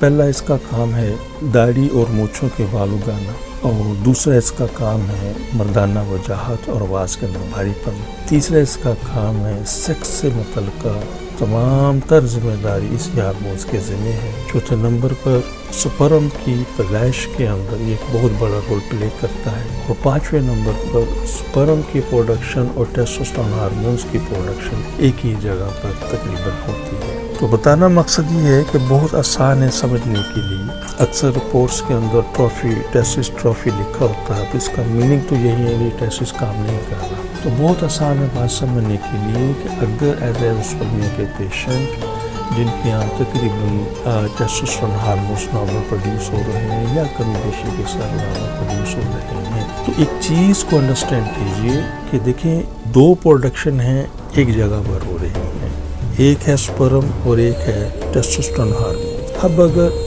ایزوسپرمیا کے پیشنٹ کے اندر سپرم پروڈیوس نہیں ہو رہے لیکن ٹیسٹوسٹیرون ہارمونز پروڈیوس ہو رہے ہیں، تو یہ نقطہ بہت سمجھنے کے لیے کافی ہے کہ یہ سسٹم فیلئر کا شکار نہیں ہے، کیونکہ اگر یہ سسٹم فیلئر کا شکار ہو، اس سسٹم کے اندر مکمل طور پر پرابلم آئی ہو، تو جہاں وہ سپرم کی پیدائش نہیں کر رہا تو اس کو بھی ٹیسٹوسٹیرون ہارمونز کی بھی پروڈکشن نہیں کرنی چاہیے۔ لیکن ایسے ایزوسپرمیا کے پیشنٹ جن کے یہاں ٹیسٹوسٹیرون ہارمونز پروڈیوس ہو رہا ہے، تو اس کا ایک ہی ترجمہ ہے کہ سسٹم فیلئر کا شکار نہیں ہے، بلکہ سسٹم میں کوئی پرابلم ہے جس کی وجہ سے سپرم پیدا نہیں ہو رہے۔ اگر یہ سسٹم فیلئر کا شکار ہوتا تو جہاں پر اس نے سپرم کی پروڈکشن نہیں کرا، ساتھ اس کو ٹیسٹوسٹیرون ہارمونز کی پروڈکشن بھی نہیں کرنی چاہیے۔ یہ بات اپنی جگہ درست ہے، سپرم کی پروڈکشن کے لیے کچھ کنڈیشنز اور ہیں، ٹیسٹوسٹیرون ہارمونز کے لیے کنڈیشنز کچھ اور ہیں، اس میں کوئی دو رائے نہیں ہے، لیکن پروڈکشن ایریا ایک ہی ہے۔ تو میں امید کرتا ہوں کہ میرے اس چھوٹے سے مختصر پروگرام کے اندر آپ ان چیزوں کو سمجھا ہوگا۔ اگر کسی بھی حوالے سے آپ کو تشنگی ہو، کوئی چیز سمجھنا آپ چاہیں، تو میرے سکرین کے اوپر واٹس ایپ نمبر موجود ہے، آپ مجھ سے بلا جھجک رابطہ کر سکتے ہیں، انشاءاللہ عزیز مکمل رہنمائی کروں گا۔ محترم ناظرین، ہماری دعا ہے کہ ہر آنگن اولاد کی خوشیوں سے مہکتا رہے، لیکن اگر خدا نخواستہ کوئی بھی کپل ابھی تک اولاد جیسی نعمت سے محروم ہے تو ہماری طبی تحقیق سے ضرور فائدہ اٹھائیے، اور وہ خواتین و حضرات جنہیں ڈاکٹر حضرات نے IVF IUI ICSI یا دیگر کسی بھی حوالے سے ٹیسٹ بیبی کا مشورہ دیا ہے، تو ہماری ان سے بڑی مؤدبانہ گزارش ہے کہ ان تمام چیزوں سے، ان تمام سلسلوں سے پہلے ایک مرتبہ ہم سے ضرور کنسلٹ کریں، انشاءاللہ ان چیزوں کی ضرورت باقی نہیں رہے گی۔ اپنی دعا میں یاد رکھیے گا۔ بہت شکریہ۔ السلام علیکم ورحمۃ اللہ وبرکاتہ۔ پاکستان زندہ باد۔ صرف ایک بار کی ملاقات سے آپ کی مایوسی خوشیوں میں بدل جائے گی۔ آپ حکیم صاحب سے لاہور، راولپنڈی، سیالکوٹ، فیصل آباد، سرگودا، ملتان، حیدرآباد، کراچی میں وقت لے کر ملاقات کر سکتے ہیں۔ آپ بھی ہماری طبی تحقیق سے فائدہ اٹھائیں۔ بچے کی مسکان کا نزدیکی سے احساس۔ آپ حکیم صاحب سے روزانہ ان کے لاہور مطب میں وقت لے کر ملاقات کر سکتے ہیں۔ ایڈریس: اسلامی فرٹیلیٹی سینٹر نزد مینار پاکستان، احمد علی روڈ، لاہور۔ آپ سے گزارش ہے کہ ہمارے اس پروگرام کو سبسکرائب کریں، لائک کریں، شیئر کریں، تاکہ ہماری آنے والی تمام ویڈیوز آپ تک آسانی سے پہنچ سکیں۔